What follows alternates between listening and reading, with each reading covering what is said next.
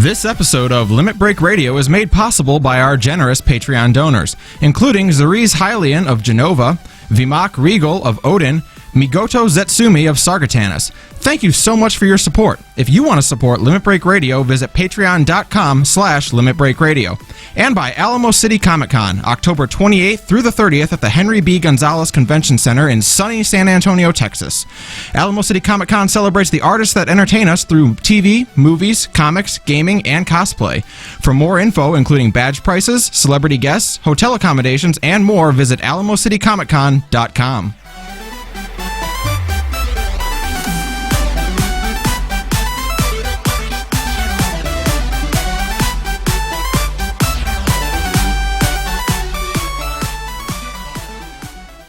Live from Eorzea.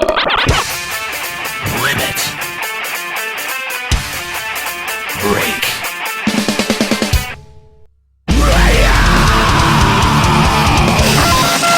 with your hosts, Nero. Let's see what's on this dying form of media communication called the radio. Kahlo. Could you pretend to try? Juxtaposition. Check out all these zany characters. Ascalia. Don't you have better things to do than mince around and gawk? And Mika. Son of a bitch! LimitBreakRadio.com. 5, 4, 3, 2, 1. Welcome to Limit Break Radio, episode number 62.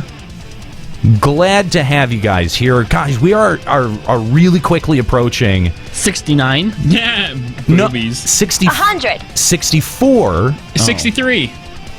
Because 64 was the number of episodes we made in the 11 run. Really? Wow, really? Yeah. So we're going to do in like 2.5 years what it took 7 originally?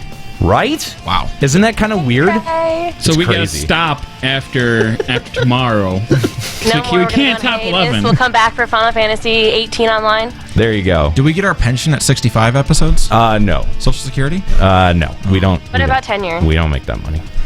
Welcome. Yeah, we have been doing this for 10 years. I'll have Good you job. know that the only Good job, people Nico. who are going to get tenure are me and Nero, because we're the only ones that have been here for 10 years. Although you, I have. you dropped off for a little bit. Yeah, you. yeah, but then don't count. you guys quit after a while, anyways, too. So Oh, yeah, we all took a break for a while. Anyway, thanks for joining us here on Limit Break Radio. We are live at twitch.tv/Limit Break Radio. Let's pop it on over to the studio. Of course, if you'd like to join us in the studio, I'm sure Kooky has made mention of where our house is. I don't really know. Do you It's guys at the know? Goblet Pot 34, Ward 5. Not There you that go. fucking anybody else decided to show up except me and Nero. That's why we get tenure. I know. Yeah. Well, Fuckheads. there. I was yeah. there. I was the first one there. Where? Well, Clearly not. Prove it. Yeah, where are you now? Well, I'm not there now. No, you're definitely not. I just Why are you not disappeared. there now? I don't know, because my internet's shitty. Why didn't I fall off then? Yeah, you guys have the same internet. I don't know. Them Windows updates are a bitch, huh? Yeah, that's a thing. Maybe Norton. Welcome to the show. Thank you guys for joining us today. We're happy to have you along here live at twitch.tv/Limit Break Radio. We've got a lot to talk about. Of course, we had live letter 29 that went down on Friday. Lots of interesting stuff to talk about there. We, of course, want to field your calls about your reactions to live letter and patch 3.3. But, of course, we'll take your calls on any number of subjects. Limit Break Radio on Skype, 810-515-8715, or limitbreakradio.com/Discord. I am so watching the next live letter. Why? Why? Because it's live letter XXX. That's right. Ooh, scandalous. It's going to be hot. Pants off, dance off on the next live letter. Are they Oh, my. are they gonna do like what most places do and just change it to the normal like The normal 30? Yeah, they'll move away from Roman numerals. I don't know. That's happened a lot of times. I've never noticed that. Yeah, yeah. Usually when they come to 30, they switch to regular old numbers. Anyway, thank you guys for joining us here. We've got a lot to talk about. Of course, again, if you want to join us live, we take your calls live here on the show. Limit Break Radio on Skype, 810-515-8715, limitbreakradio.com/Discord. Kooky our wonderful producer, will be happy to take your calls and filter you on into us. And we'd love to hear from you about 3.3, about the Treasure Dungeon, Deep Dungeon, any number of the new features that are coming up in 3.3, because it seems like 3.3 is going to be a beefy patch, but we also want to talk about what's not there, what hasn't been mentioned, what's not getting adjusted. So some interesting things there. We want to remind you that if you're a fan of Final Encountercast or Refresh and you've been missing those shows and you're like, what happened to those on my podcast feed? Well, we did recently update our RSS feeds on our website. So please, if Final Encountercast is a show that you like, head on over to finalencountercast.com, subscribe to the podcast over there. Those feeds are going to be separate. And then we also have the LBR Podcast Network feed that has everything that we make. That includes Limit Break Radio, that includes Refresh, and that includes Final Encountercast.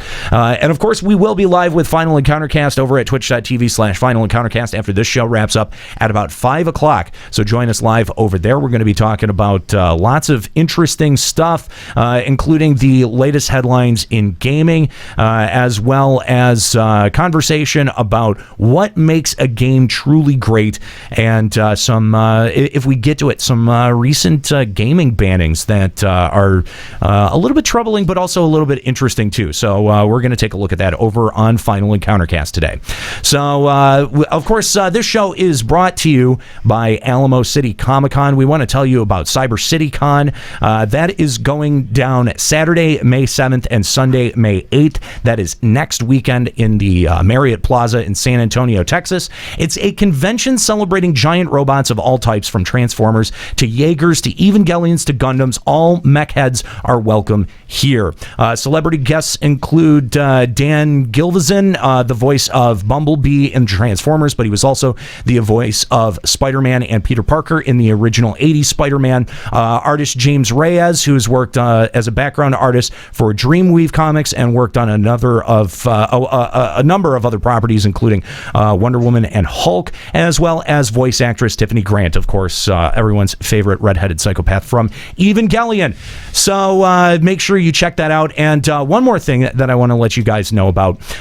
This summer in San Francisco, if you live out on the West Coast, there is, and actually this is a touring thing, so there's a couple of locations that it's going to be at. But on Wednesday, July 27th, as a part of their Summer in the Symphony series, the San Francisco Symphony will share the stage with Nobuo Uematsu at the Davies Symphony Hall in San Francisco, and they will perform music from Final Fantasies 6, 7, and 10.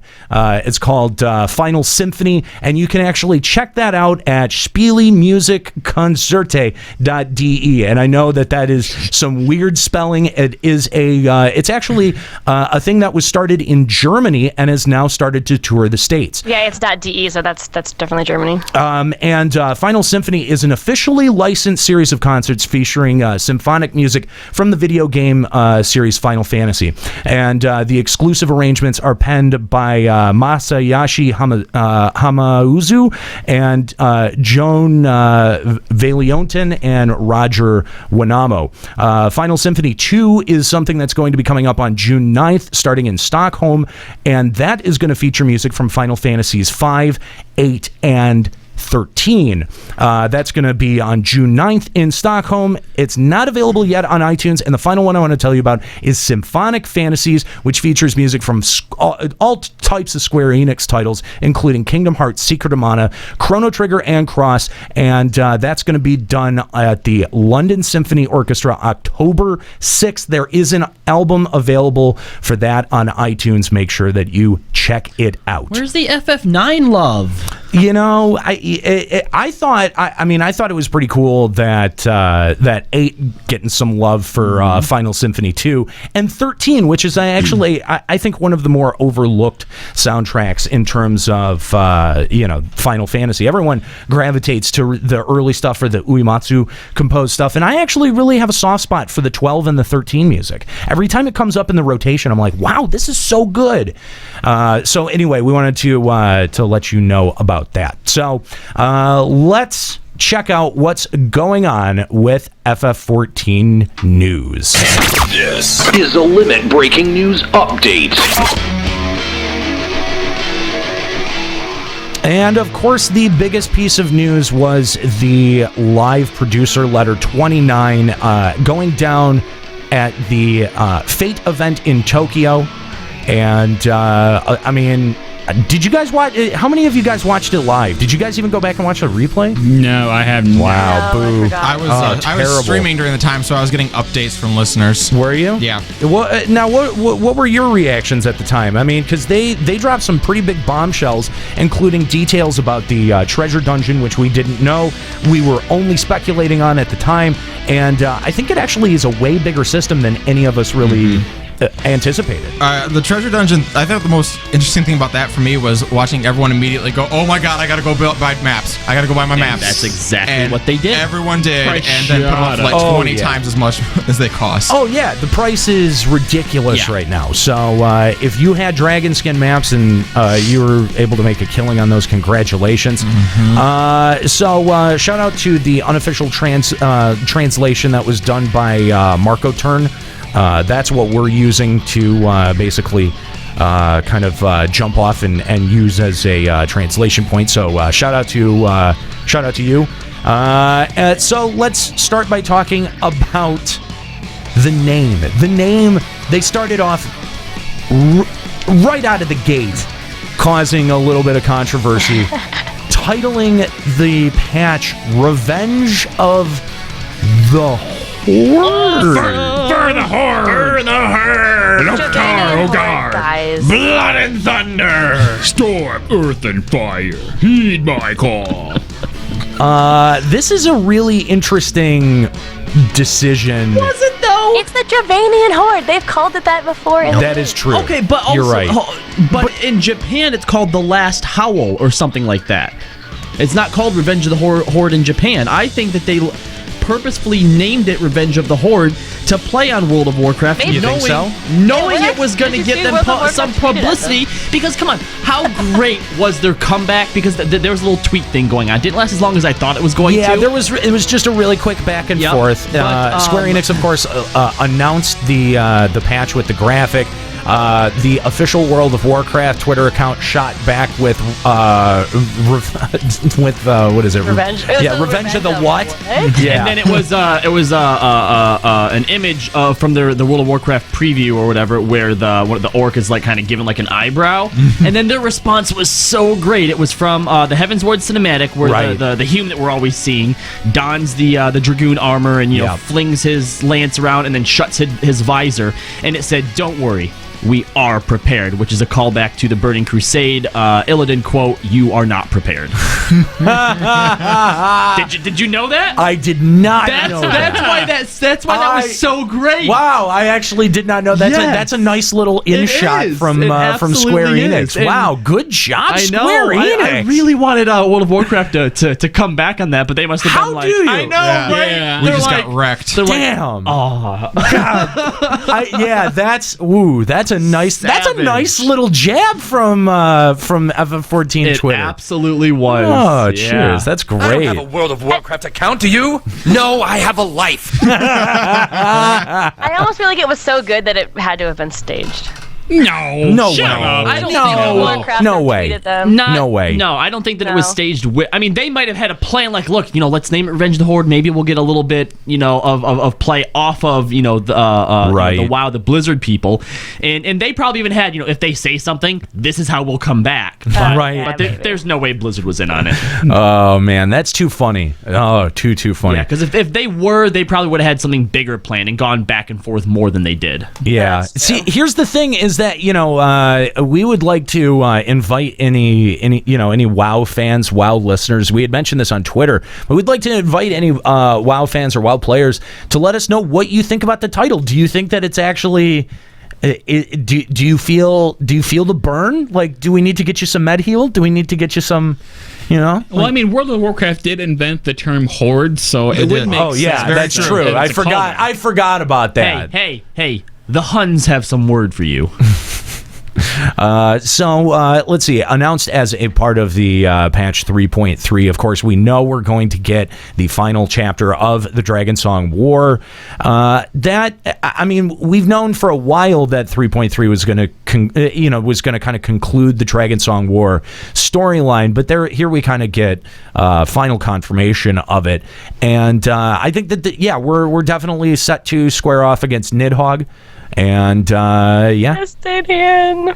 I'm interested that we're ending the main narrative at 3.3, and so I have to believe that we're going to get a 3.4 and a 3.5, and so I have to wonder where they're going to be shifting the narrative from there. Are we finally going to be getting some payoff when it comes to the Ida and Papalymo storyline? It has to be. I mean, if we're coming up to the I don't know. end, They've set up a lot, though. Yeah, well, we're coming up to what should hopefully eventually or hopefully be the end of the Dragonsong conflict, the right? Ishgard narrative. Really. Yeah, and the only ones that we haven't gotten back is Papalymo and Yida. But they're not in Ishgard. They're clearly somewhere. Well, I know, Alamiga. but I mean, those are like the only big last pieces of the whole Scion situation that hasn't been brought back into the fold, so they're absolutely going to use them to bring us into whatever the next big conflict is. It's the only smart choice. It could also be the Warriors of Darkness. We keep following that trail. There's so many things at play. We've also got the Warring Triad too, and we don't and the Garleans are involved by proxy in the Warring Triad. The Warring Triad, even though it has main story, is separate from the main story. Yeah, right. So the Warring Triad is the only sort of question mark I have on where's that going. The Warriors of Darkness, all we know is that they're tied to the Ascians, and the reason that they summoned them was because the Warriors of Light are becoming a bit too problematic, and it's kind of like, all right, you know what, let's bring out the big guns. I don't think the Ascians control the Warriors of Darkness. I think that was just sort of like, all right, look, we're unleashing you now to hopefully do something about the Warriors of Light. So I feel like they're going to be playing sort of like a wild card round, and that's something, it's no idea where that's going, but Papalymo and Yida is definitely going to be drawing us into the next conflict, I think. I mean, there's a lot of dangling plot threads. We've also got what's his name in Ulda that had Cartano in play, and we don't know if this new PvP zone how that's going to impact the narrative either. What the fuck is his name? I can't even. Lolorito. Okay. Yeah. I feel like they just kind of like dropped the ball and just like kind of forgot about Omega.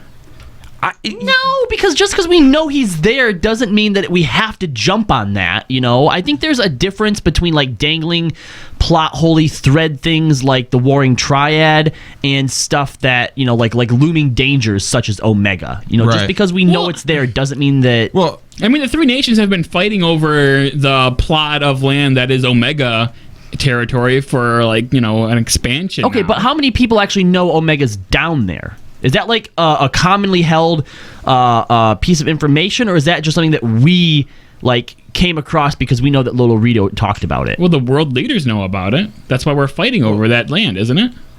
I thought that the reason we're fighting over is just because all of that stuff, okay, obviously it's going to have some type of value, to be salvaged or something, but it's not like, oh shit, there's a fucking weapon under there and we need it now. Yeah, see, I don't know who... that's the thing, is that it's been so long since we've visited this part of the storyline, I can't remember who knows anything about it or not. I just don't know. It's been forever. See, I kind of thought that it was only Lolorito who knew. Yeah. See, that's what I thought. That's what I thought. Because I don't think the leaders are that concerned about it because they've turned the whole conflict into a type of war game. So I don't think that anyone's really like, we need to have that so much as it is, look, we all want it. Why don't we kind of turn this into a way for our different, grand companies and soldiers to let off steam? Well, and the whole narrative of Ishgard has really been basically a distraction to get us out of the mainlands of Eorzea for a while. So, I mean, when we do eventually go back, I imagine we'd be able to pick up at that point. But Ultima was pressed to the forefront because the Garleans had it. But are we going to go back there? I don't know that we are going to go back to the mainland in sort of the same way that Cataclysm went back and redid a lot of the zones in WoW. You know what I mean? Warcraft reference? How crazy would it be if 3 expansions from now, like Omega suddenly becomes a problem.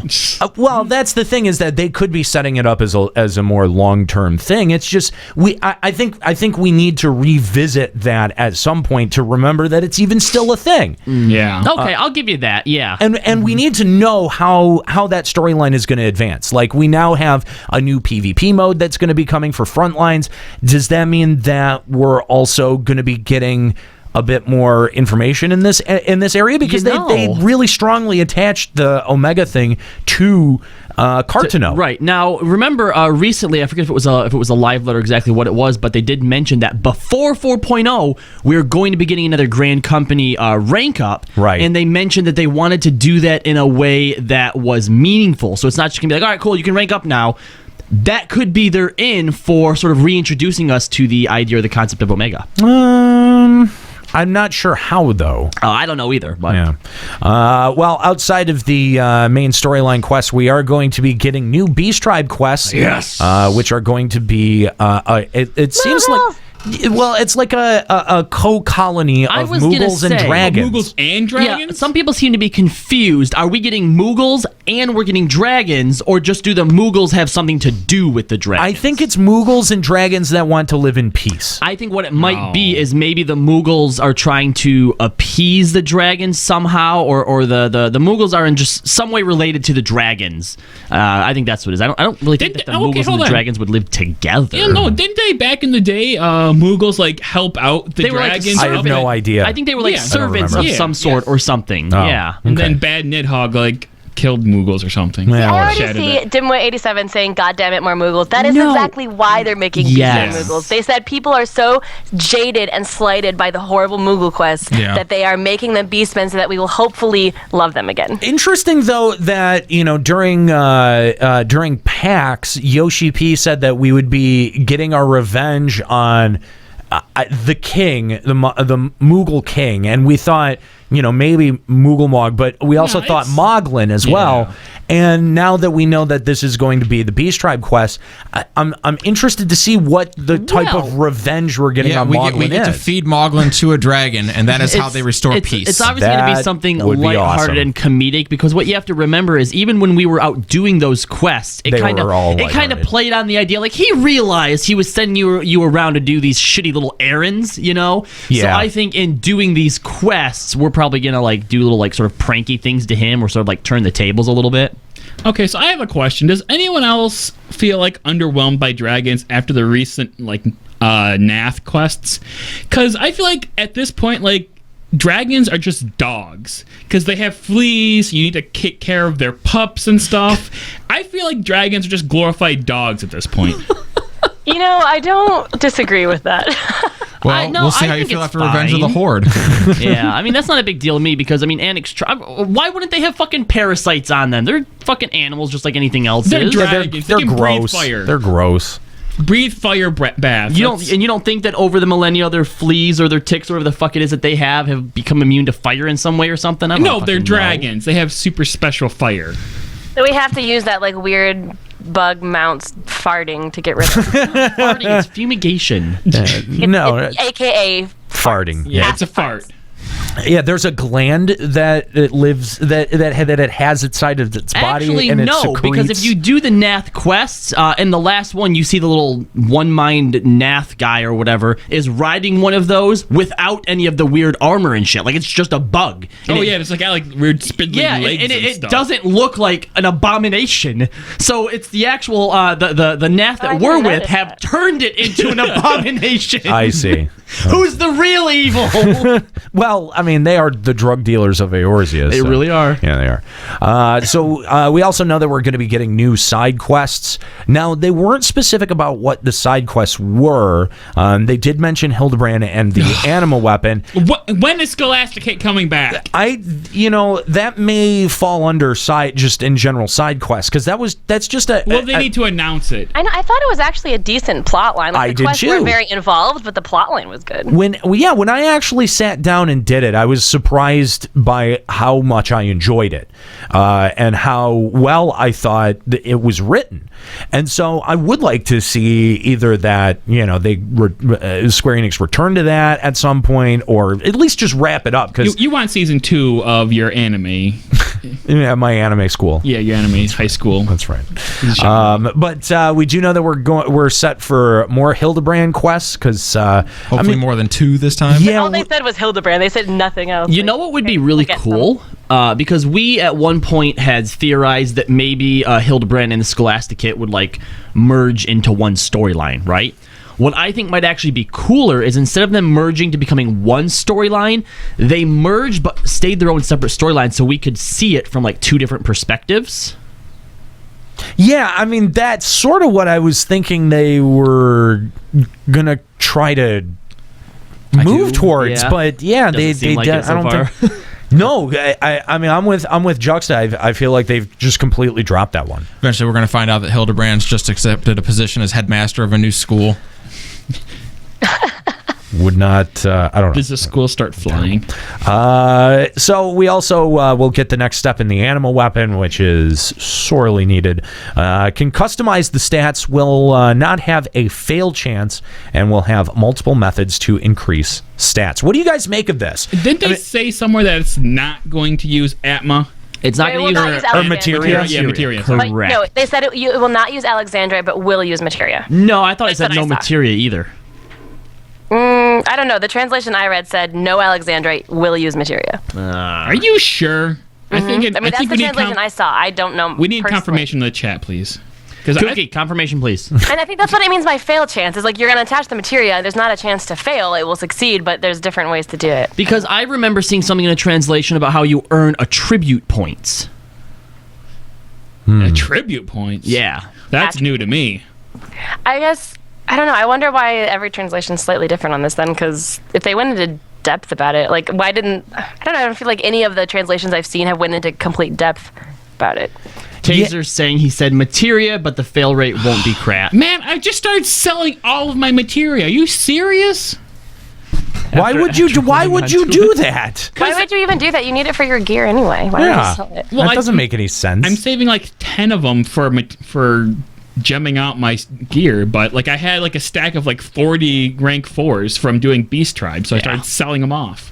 You do end up with a lot. Because the translation said that I wouldn't need to use materia on it, so it said no Alexandria. That's first of all, that's a fan translation, so I wouldn't. I'm saying a translation long ago. Well, because the last time we used materia, we had to have Alexandria and materia, so I think they're saying this time we don't have to worry about Alexandrite. Well, fucking duh. I mean, dude, you really think we're going to use Alexandrite again when I have a stack of 100 of it? Something like that. Some kind of tokens and materia or something. Right, an item that lets you bond it. Here, some form of catalyst. Arthur's is saying there's no materia. Yoshi said that if there were materia, it will be a system that the catalyst won't break, but you get RNG stats raised.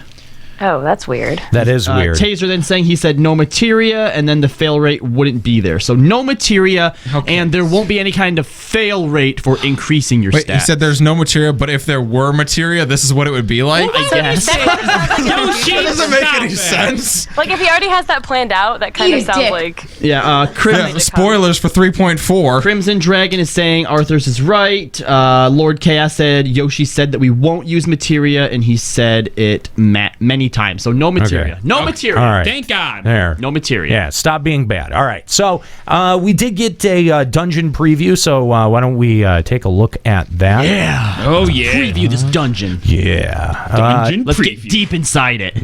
Penetrate it. Okay. How deep are we going? All right. All the way. Just so you know, touch the back? I'm taking this from the actual live letter itself. There's not the official FF14 YouTube hasn't released this as its own trailer yet. So. Brought to you by Nico. You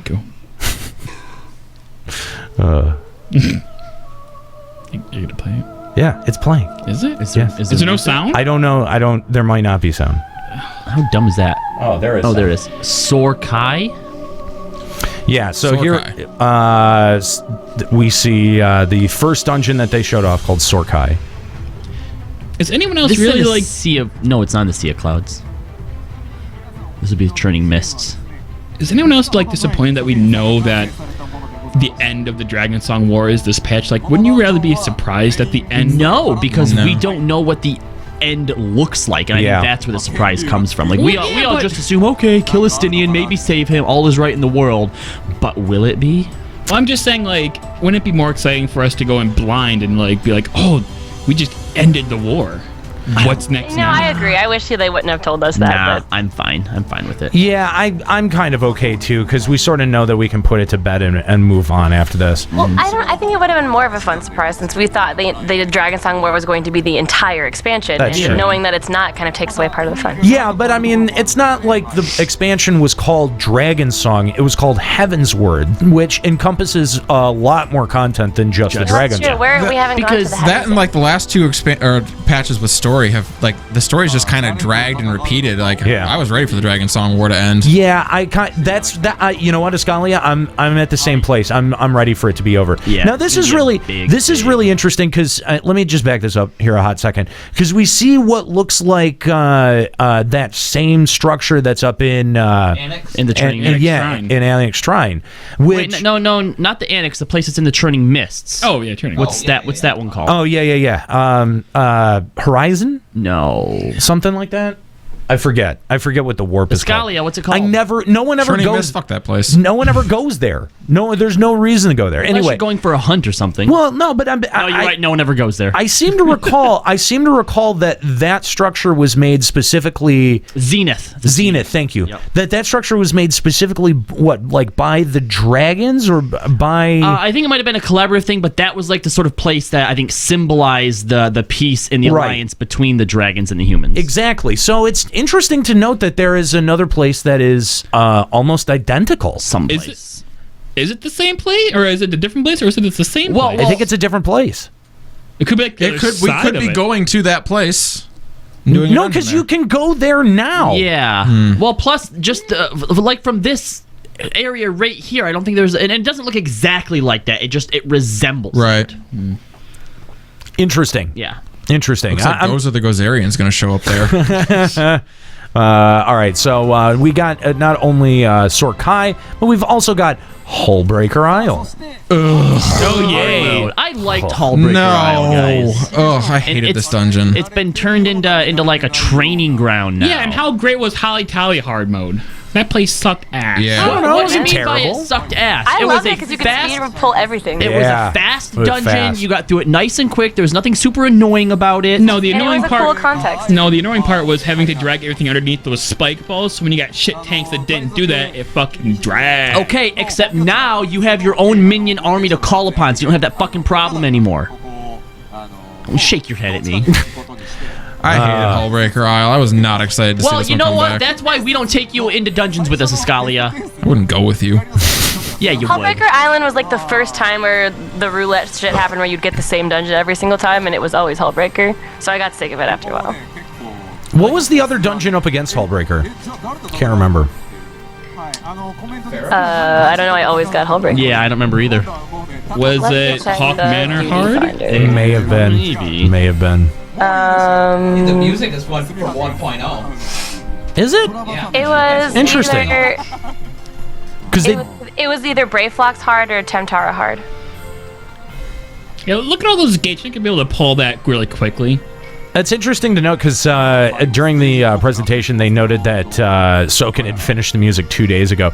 I actually don't think that that's 1.0 music. I think it just sounds remarkably similar to the 1.0 music. Hullbreaker original was 1.0 music. Right. I was gonna say I just like envision now Yoshi P being like, yeah, Soken finished that music 2 days beforehand, like giving this sideways glance. He's like, yeah, totally didn't just take that from 1.0 2 days ago. Well, not because it sounds like the Limsa 1.0 theme, which always to me like the downbeat sounded like someone beating on an anvil or like a hammer hitting an anvil, and I was catching that same audio quality out of that, but I actually don't think it's the same music. I think they actually change up the note progression in there. I think it's a deliberate call back to that, but I don't know that it is the same music. I don't think it is, at least. I could be wrong. Somebody want to correct me on that if I am. So I'm going to go ahead and try to queue up. Here we go. We've got the Void Ark. Void Ark. The weeping city of Mach. Yeah. Macaque. Gotta get more phlegm in there. Wait, so the next Void Ark isn't in the darkness? No, it's in sure the isn't. lighting. It's like, it was too dark last time, so let's go on a vacation. So do we not care about the fucking giant coffin that... We're chasing it. But he went into the void with it. This is in the void. We have to find a way into the void, I guess. It's remarkably sunny. But this is the third one? No, this is the second one. Oh, right, it is. Yeah, no, you're right. I'm like, wait a minute. This is the What were you first. thinking was the second? Fuck if I know. Wow. It just feels like we've been in there forever. Because of the World of Darkness. We have been. Yeah, World of Darkness did sort of paint with the same color palette that they used for Void Ark. Which is good that we're going out into the to the sun now. I think this is pretty cool. Like, I'm always curious about the Makai, and I think that this will be a good opportunity, to learn. I mean, the fact that it's called the Weeping City of Mahawk, I think it's technically, like, even though it's a dungeon, clearly it's technically like another zone, right? It's an actual city that's out in the world that we're going to. Yeah, it'd be nice. See, that's one of the things that I wish that they would add to the game. Oh, dude, look at that temple in the background. I never noticed that in the first pass here. Let me back that up real quick. But as we kind of pan around here, dude, look at where we're kind of holy shit. Yeah, look at where we're sort of working towards. We've got this gigantic pyramid, sort of like Diablo's, Evangelion Sele like. Maybe Diablo's took it into the world or into the realm of darkness or the void or whatever to get to someplace. Maybe we're going inside. Well, we are going inside because there's some type of ritual going on in there. But something that WoW always did. We got more coffins right here. Shit, that I've been really jealous of that I wish they would add is the ability to go to dungeons and raids in the world and explore them just opened up. Yeah. Now this that's how 1.0's dungeons were though. This is this has got to be one of the coolest rooms in the whole thing right here. Yeah. This is so fucking cool. And I mean the zone design is really, really impressive. Wow. And unique to the game. I can't think of anything else that looks like this. Because it starts out so different. Fucking Tron and then you go temple. inside, then you go outside again. Fuck, this is awesome. I hope they don't keep the same music though. I know. They won't. They're just playing this to hide the music. I don't know. Or maybe it's not done yet. They did mention though that this wasn't for a few things that this isn't the music. Okay. Yeah. So there you go. Those are a couple of the previews that we got. I think that's all of the video. Why do they always knock out like the 24-man dungeons in terms of like aesthetic and stuff, and then just drop the ball in like the actual raids? You took off the video and then went right back to a picture of somebody's crotch. Yep, sure did. Damn it, you're gonna get us Twitch banned. Yeah. Inappropriate. So that I mean, just beautiful looking zones right there, and I don't know. I'm really excited for the second step of Void Ark. Although I mean, just to run it the first time, and then it's like, okay, it's gonna be easy. You know that. Yeah, you know what I'm waiting for. All right. What? They knocked it out of the park with the actual zone design, right? Let's see if they drop the ball on armor or not. Because the last armor was not great. Oh my god. Oh, it was not good. Well, they didn't have really good anything good to like draw upon for inspiration for the zone. I mean, it was just Void Ark darkness. Yeah, like if they designed their armor based on like what the inside of that temple looks like, that would be badass. Yeah. So there's going to be the addition of new trials, including Extreme. There is I don't know if it was supposed to be censored or if that's going to be the actual name, but there was just like 4 O's. No, I think they mentioned that it has to do with the story, so they didn't want to spoil it. Yeah, so I'm going to guess right there, Nidhogg. Nidhogg Extreme. Yeah. What about Nidhogg Hard mode? I think we'll have story mode. Yeah, they'll have a story mode, and then they'll have extreme mode. So yeah, I think it's pretty safe to assume that that's going to be who we're facing off against. And then this is really interesting. We learned our first bit of info. Like we heard for the first time, we've heard for a couple of interviews now that we're going to get something called treasure hunt dungeons, and we didn't know what exactly this would look like. And so we finally got our first outline of the Aquapolis. Aquapolis. There we go. Fuck, sounds like it's the water temple. It sounds like a Sonic Zone. Oh my God, it does. Metropolis and Aqua. This I think is really interesting because they say that the entrance to the dungeon will randomly be rewarded after dragon skin maps. What does that mean? Like, is it a drop item? No, you're going to complete a dragon skin map, and when you get your treasure chest and everything and you're all done with it, maybe like a point's going to appear that you can click on that'll take you into the dungeon. Oh God, I hope not. No. It's even worse that it appears during the dragon song map, but if you don't get it before you leave or before you get the chest, then it's gone forever. No, even better. A window's gonna pop up with commence or withdraw, and someone who's not paying attention in your party's gonna fuck it all up. Because if you don't commence, that's it. You lost the chance. It's got to be some kind of pop system. It's got to be some kind of pop item or trade item that you give to somebody. I mean, that is. No, I have an entire dungeon just appears in front of you. Like you're standing there, and then all of a sudden this building just drops in front of you. But it's an 8-person dungeon. That actually takes some prep. It's 8-person? 8-person. It depends on how many people you have in your party when the map drops. Now remember I thought it was up to 8. It's up to 8. Yeah. So it's like if you have 4 people in your party, you 4 can enter. So does it scale to you, or do you? I would think so. We don't really know. Dick roll if it's 8 people. Who knows? Or... Now we had something similar to this in FF11 with the sandworm NM in the past that would transport you to another place. So it could be that after you open it, everyone in the party is just transported automatically. I fucking hope not. That was one of the worst.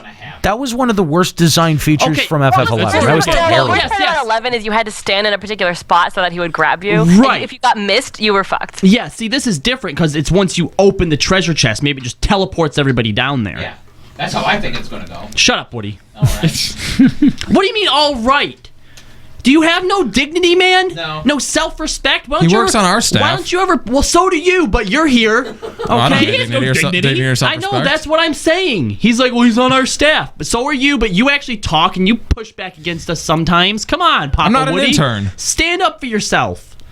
No, stand up for yourself. Go. Come on. Stand up. Seriously, you've lost your chair privileges. Stand up. All right, there we go. Take his chair away. All right, now sit down. Sit down.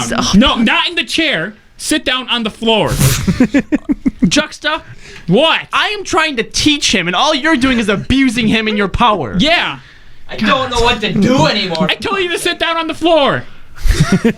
All right, just go back to not saying anything. So yeah, up to 8 people. I mean, this just seems like a really interesting design choice, considering that literally every other piece of content we have, we queue in through the duty finder for. Oh, CNC just said that the map itself will show you a dungeon location, then you gather people to go treasure hunting in that dungeon. Yeah, see, that's cool. I'm into that. Entrance will appear randomly when uncovering dragon skin maps. It doesn't say completing. Oh, so like every time somebody mines up a map, there's a chance that map the location. Yeah, might show a location to a dungeon. Interesting. This sounds so confusing. Yeah, I can't. Do I have to gather?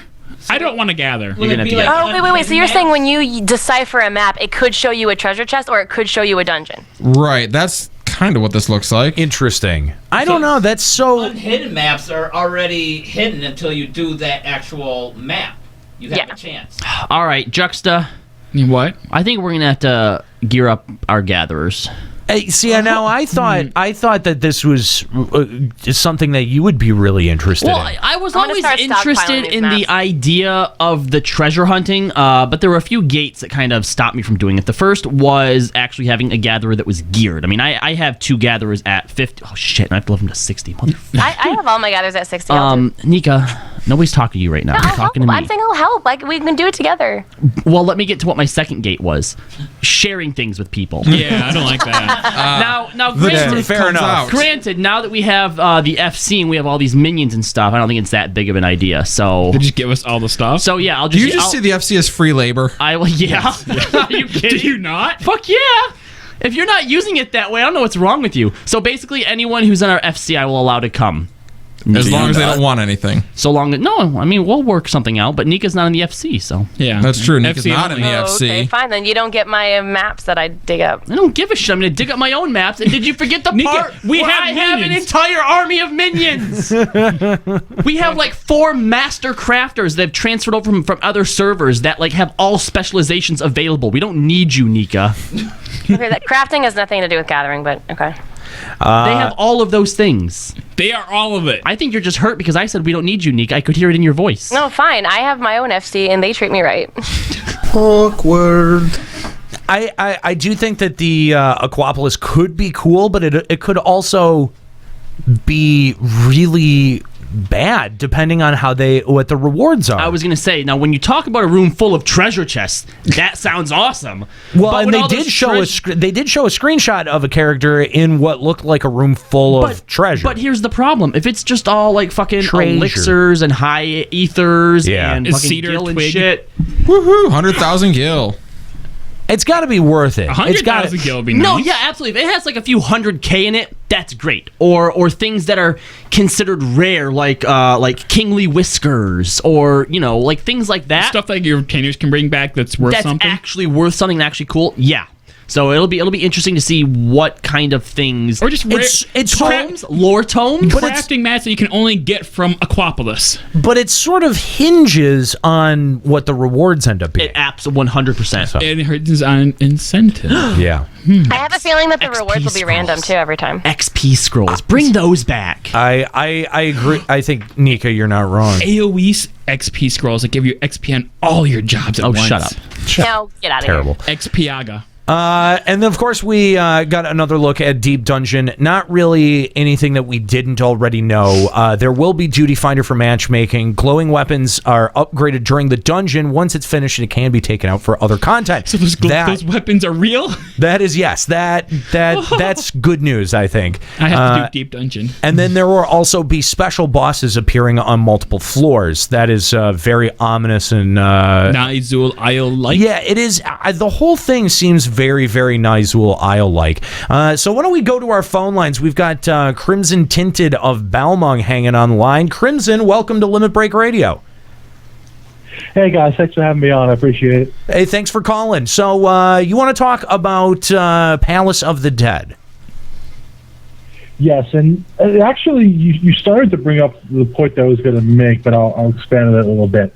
I have a great deal of trepidation about new PvE content types that Square Enix releases, especially after the Diadem situation and how the loot progressed in there, and how it just in the first couple of weeks turned into a straight loot farm because of what I argue would be the relatively poor tuning of the loot, giving people such good loot out the gate. Yeah, and I have a strong fear that Palace of the Dead could very easily go the same way. It feels like with both of these cases, we got a system that they were very concerned with the play style of the system, working on the mechanics of it, and the loot systems almost feel like an afterthought in all these generations of new PvE content. Sure. And I feel like they need to sort of take a stronger upfront look at the loot system and at the balance of what they're putting out there. Because if the Palace of the Dead just gives you, garbage weapons that are worse than Seppi or worse than Lore, why bother? Right. Because the glow, bro. Well, hold on. That glow is pretty. I have to say that is pretty damn compelling. I hope that the weapon is kind of crappy, so people that only want that glow will get it. Because then, like, if it's the top item level weapon of the patch, then everyone's gonna farm it. But if it's only good for the glamour, then it'll be rarer. Well, maybe. Okay. See. Here's the problem between Diadem and what we know so far of Palace of the Dead. Because right off the get-go, even if it is Diadem level, I think it's still going to be better than the Diadem for this reason. The first thing is you pointed out that Diadem was basically just you win, you did the stuff, and you got the loot. I mean, down to its basic core, that's what anything is. You go in and you farm, or you do whatever it is you do to get the loot. The problem that Diadem had was there was just kill shit. Right? Right. What we know of Palace of the Dead, it's already above Diadem in my eyes because we know there's going to be progression through floors. There's going to be different enemies. There's going to, in some cases, be... I don't want to say objectives because when we think of objectives, we think of having to do something. But just the idea that there are they mentioned there's going to be lamps and hitting them will give you a buff or it could give you a debuff. Right. And there's going to be other things to do. So it's not as simple or as boring as just plant yourself in one spot and kill whatever comes your way. You're actually going to be in there exploring and working as a team, making your way through this. So to me, automatically, this is way more interesting and is already going to provide a number of unique challenges than what Diadem does, whose biggest challenge was, it's a Brachiosaur that's fucking spamming meteor on us. Yeah, but at the same time, I sort of see Crimson's point here because nowhere in this live letter did we see anything about Diadem changes, adjustments, or additions. No, you're right. No, and that was something that was part of the system where when they had brought it out initially, they said we're going to continue to expand and grow on this system.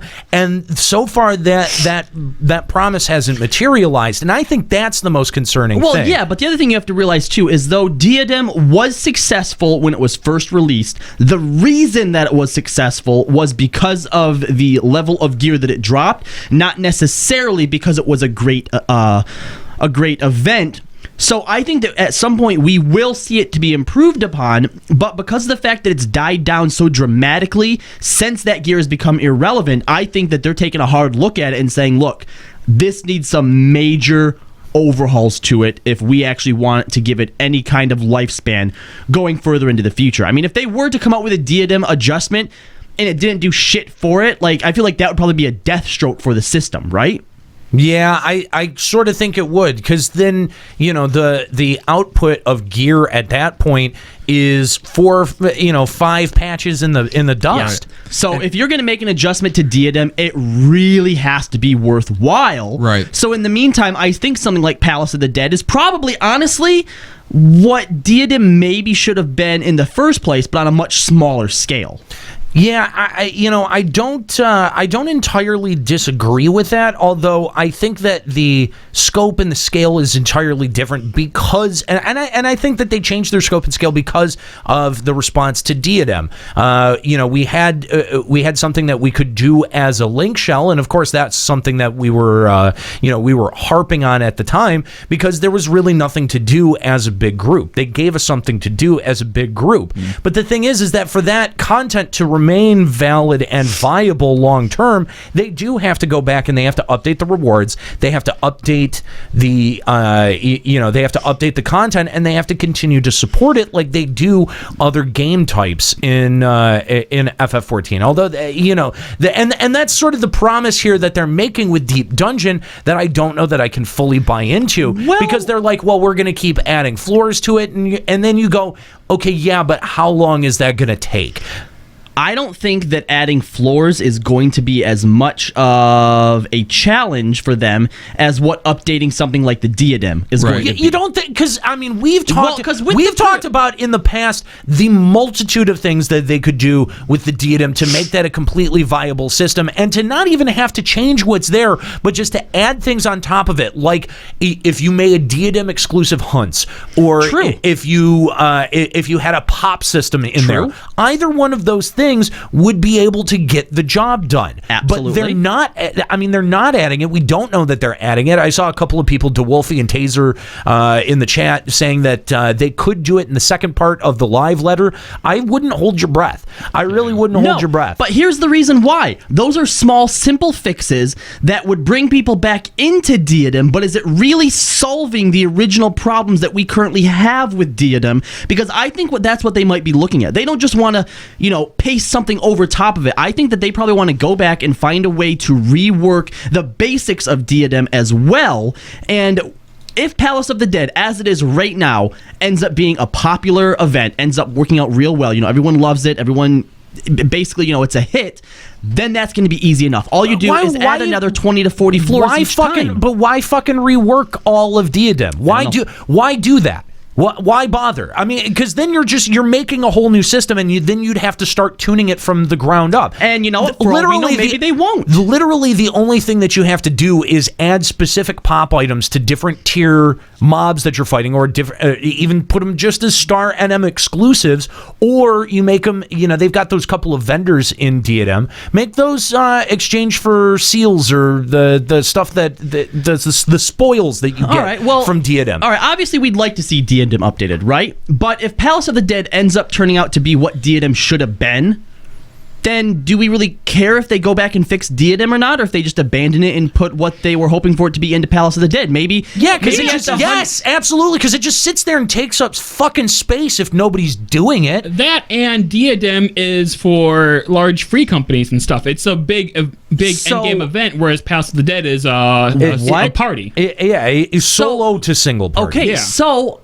how hard would it be if at, like, let's say the 150th floor, then you have to start taking in parties of 8 or more the deeper down you go, turning it into a bigger free company type thing? Because that changes the entire scope of the content, and it changes all of the balancing that you have to do. It's like when you said rework Diadem from the ground up. Why? Because you're going to have to sell the community on what new Diadem is. And I mean, do you remember how well New Coke went? It didn't. You know, why not just put that development and those ideas into a whole new system and close down Diadem if it's not going to continue to be relevant? Well, that would have been my thing. Yeah, if Diadem's not going to be relevant, close it down. But do you think taking content completely out of the game is something that they would do? Oh no, they need to start with Lords of Verminion. I mean, if we're gonna take content out of the game, we need to start there because only 4 people are doing it. Look, there's no way they're going to take Lords of Verminion out because that's my $10K a week. Because we have a thing we're going to talk about later that they're introducing that is totally going to reinvigorate Lords of Verminion. No, it won't. Yeah, it's going to be absolutely will not. It's going to change the face of Lords of Verminion. It absolutely won't. Thank you very much for the call, Crimson Tinted. We appreciate it. If you want to call Limit Break Radio on Skype. You can also give us a call over a regular phone number, 810-515-8715. And if you've got Discord, limitbreakradio.com/Discord, and let Kookie know that you want to call into the show. She'll forward you along to us, and we'll be happy to take your call live on the air. After a very rigorous vetting process. Which is... Vetting? Yeah. Vetting process. Yeah. Vending? So I think Deep Dungeon I think is going to be good. I think it's going to be a good addition. It's nice to have. I'm excited for it. Yeah, I'm super excited. We can do Reset Tuesdays and then do Deep Dungeon Thursdays. That's the thing. That's the thing I want most out of 14 is just more ways to play the game. Right. Because at the end of the day, you're always going to be a ninja. You're always going to be doing your rotation or whatever. But changing the way I do that is just really, really big priority for me personally. Yeah. And the fact that Deep Dungeon is dynamic, I think, is the thing that it is. I'm ready for, because you sit down. I experienced this last night. I was playing Dark Souls for a couple of hours, and I'm like, I should run my roulettes real quick. Logged on, did my expert, started falling asleep halfway through the expert. Yeah, because everything is so scripted and exactly the same. Right. And I couldn't even do high level. I was like, or 60. I was just like, you know what? I'm done. I'm going to bed. And the thing is that with dynamics, and having to respond to the floors or the enemies that Square Enix is laying out in front of you, I think that's going to take some more tactics. It's going to take some more planning, and it's going to take more communication. And I think all 3 of those things are good. Can I make one suggestion to help spice up your experts? Take one bad with you, okay? Because they add that little bit of wild card to it. You're never quite sure what they're going to fuck up. I recommend Skuro myself. Ryuichi is a good choice as well. Oh, Ryuichi's a great choice. Sometimes he just goes randomly AFK. Put him without saying anything, and he's the tank. Yeah. It's nice it'll be nice to have an event where you couldn't, with enough practice, just program 8 computers to run it for you. Yeah. Cause that's what some of these fights that you have left now. Ravana, you could literally get 7 computers and tell them what to do, and you could almost do Ravana that way. It's cheap as fuck, dude. The over scripting of events is just. I mean, it's too regimented, and I think that this is going to be a nice change, and it's a slow way so that the developers can also be comfortable with adding in more variables and more dynamics to things. So I when they say, floors are going to be randomized, enemies are going to be randomized, I hope that that there are a lot of variables and they really do mean random. I mean, Nizul Isle was great, but I'd like to see a step forward from Nizul Isle as opposed to maybe a step backwards. Yes. I think we're going to get a step backwards before we get a step forward. Yeah. Everything in this game is so balanced that it's hard to make something that's not balanced. 14 has pushed way far away from the idea of randomization. It would be surprising to see them go a step... you had floors in Nizul that were borderline impossible when it first came out. Actually, though, in A6 Savage, there is randomized mechanics. The order that they come out is not scripted, and it actually has fucked people over just because you're not noticing which is which I actually really, really like. So they're moving in the right direction. Everything comes back to Savage with you, doesn't it, Nika? Well, I'm the only one that has that perspective, Humble brag. so I've got to let you know. Humble brag. We get it. You do Savage. We guys, get it, Nika. Thank you. In Thanks for reminding us. Mode, it goes like this, guys. Well, she makes a good point. It is nice to see some randomness. None of you know that there are random mechanics because none of you do it. No, you're right. There is some. Except are the mechanics okay? Sure, the mechanics come out randomly, but once you know the mechanics, they're not really random. You just have to respond. They come out to randomly while you're also attacking other orbs and trying to avoid shit that's happening on the floor. So a lot of times, if someone doesn't call it out, you totally don't know what mechanics are going on, and you just die. It's well done. I like it. Have you beat it yet? Not yet, but we're getting close. So yeah, Deep Dungeon, I again is going to be a pretty awesome addition to FF14. And then this was quite a surprise, and we've mentioned this a few times, but we got confirmation that we're going to be getting a new Frontlines map called Field of Glory Shatter, and it's going to be similar to Seal Rock. I'm super. I was really taken off guard by this. Did not see that coming. Did not see that coming at all because we just got the feast. Yeah. I figured we were good on PvP content for a little bit, but here we go. We got a whole new map. I think that's great for. We should have known better. Yoshi's wearing Joe Never's T-shirt on stage. Maybe he is into PvP. Well, I think the thing is that the feast is quite a bit different from the bigger PvP things that we got, and obviously the smaller feast matches do, they play to a lot of what people have been wanting, but it's not all that people want. So I think that the feast is still going to stay pretty popular, especially with the fact that we have these seasons and these leaderboards and the ranks, and the ranks, and the what's it called? Fields of Glory, Shatter. Yeah, Field of Glory. On the fields of glory. It's a Lady Gaga reference. That's Edge of Glory. I know. That was... Oh, my God. Yes, idiot! Okay, I was confused. Yeah, so I think this will be good for all those people who want to do PvP but maybe are turned off by the fast-paced action of and the personal responsibility. Because there is, the roulette, the PvP roulette style of play. Yeah, the PvP roulettes have been dead. And also the couple of screenshots that they put out of the zone seem really cool. I'm really into it. It's both a surprise and I think a welcome addition. The Frontlines roulette will be populated once again, and I think it'll take some of the more casual feasters who are just in there doing it for tomes, and it may help alleviate some of the match throwing that we've talked about in the past. Now all we need is some type of weekly quest that encourages people to go back into all the different frontline fields. Please no. I don't want to go back because really the only ones that are ever going to be used is the most recent one added. Yeah, you're kind of right. And Seal Rock. Maybe. Seal Rock was good. Seal Rock was good. But if people queue for it, they're waiting like 45, 60 minutes per match. But if they're putting in Seal Rock 2.0, then I think Field of Glory is going to be preferred over Seal Rock. Unless it's a really shitty play style. Okay, but except if they say it's similar to Seal Rock, I guess I'm assuming that it's going to be like the exact same rules and mechanics as Seal Rock, which I guess isn't really fair. But if it's the same, the exact same mechanics as Seal Rock, then I can see people going back and forth between Seal Rock and Shatter. The fact that they're calling it something new, they're calling it Shatter instead of what's Sealed Rock called? Seal Rock. Well, that's the name of the map, but then the actual like game mode Frontlines is called something. I think it's just Frontlines. different. I think it's just Frontlines. Oh well. Anyway, There's secure and there's slaughter. Secure. But That's what it is. Those are back in the old one. Oh, were those the old ones? Yeah. And they're even separate game types. Like Well, they yeah, did not. that's what I'm kind of pointing out. Is each one has like a one word that kind of describes what the overall game mode.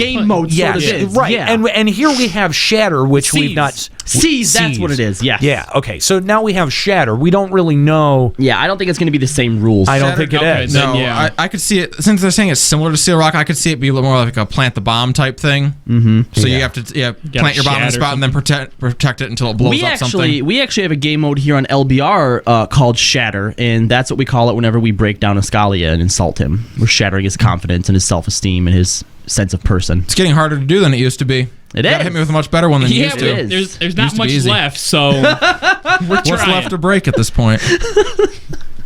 So, I think that's going to be a good addition. Hopefully, we'll find out a little bit more about the gameplay mode on the next live letter. Say what you will about PvE and raiding in this game, but every time they come out with a new PvP edition, they always raise the bar. It's always a success. It's always better, yeah. Yeah, no, I can't say the same for PvE. No. Nika. What? I don't know. What does it do with me? What does it have to do with you? Yeah. Sure. We're also going to get housing additions, prices of land on lodestone, and flower pots. I hope they have millions of polygons. Like the old right. ones. That's what I thought. I was like, how many polygons are in those? Just to be a smart ass. We knew that this was coming, and we just bought a house. Like, I mean... Okay, but we're old school, all right? I mean, and there's no guarantee that whatever Ishgard housing is going to be cool or good-looking or functional. This isn't Ishgard. They didn't say Ishgard. They didn't. No, this is just new wards. New wards. Look, we really needed a FC house, and since we've got it, like, I don't mind paying the $100 million that we paid, because since we've got it, for me anyway, the game has only gotten better. Yeah, and fair enough. And think about it, the $100 million that we paid. Well, you're right. I don't think you paid much of it. How much did you pay into it? Because I did $20 million of it, motherfucker. No, I didn't pay that. No. That's what I thought. Yeah. I did 3. No, I mean, think about it. Like, $100 million, yes, it's a lot, but it's like, what, $20 million over what the large plot would be at launch? Yeah. And we've had it for X number of months already. Like, can you imagine how it would have been if we still didn't have a house? Mm-hmm. And we got the airships with it, right? And the airships. Yeah, airships, yeah. I was going to say, if anyone, I'm sorry, Ascalia, that I jumped down your throat like that, all right, even though I felt it was justified. At least it wasn't Nika trying to be like, oh, we paid for it. I'm pretty sure Senpai paid more than she did, and that was 1 gil. I paid $1 million, thank you. And also, I say we as in the collective LB army, not me. Okay. So there's going to be new gear added for crafters and gatherers. Oh, that's new. Yeah. They've never added new gear for crafters and gatherers. Yeah. They don't very often, honestly. Like, they're so far behind at eye level, it's silly. There's going to be a recommended gear feature and a feature to save HUD layouts. That's very nice. That's a nice quality. Currently, it's super complicated the way you have to do that way you can, like, if you switch to a healer, you can change your layout, right? And then switch to a tank, you can change the way it's all set up. I think so, yes.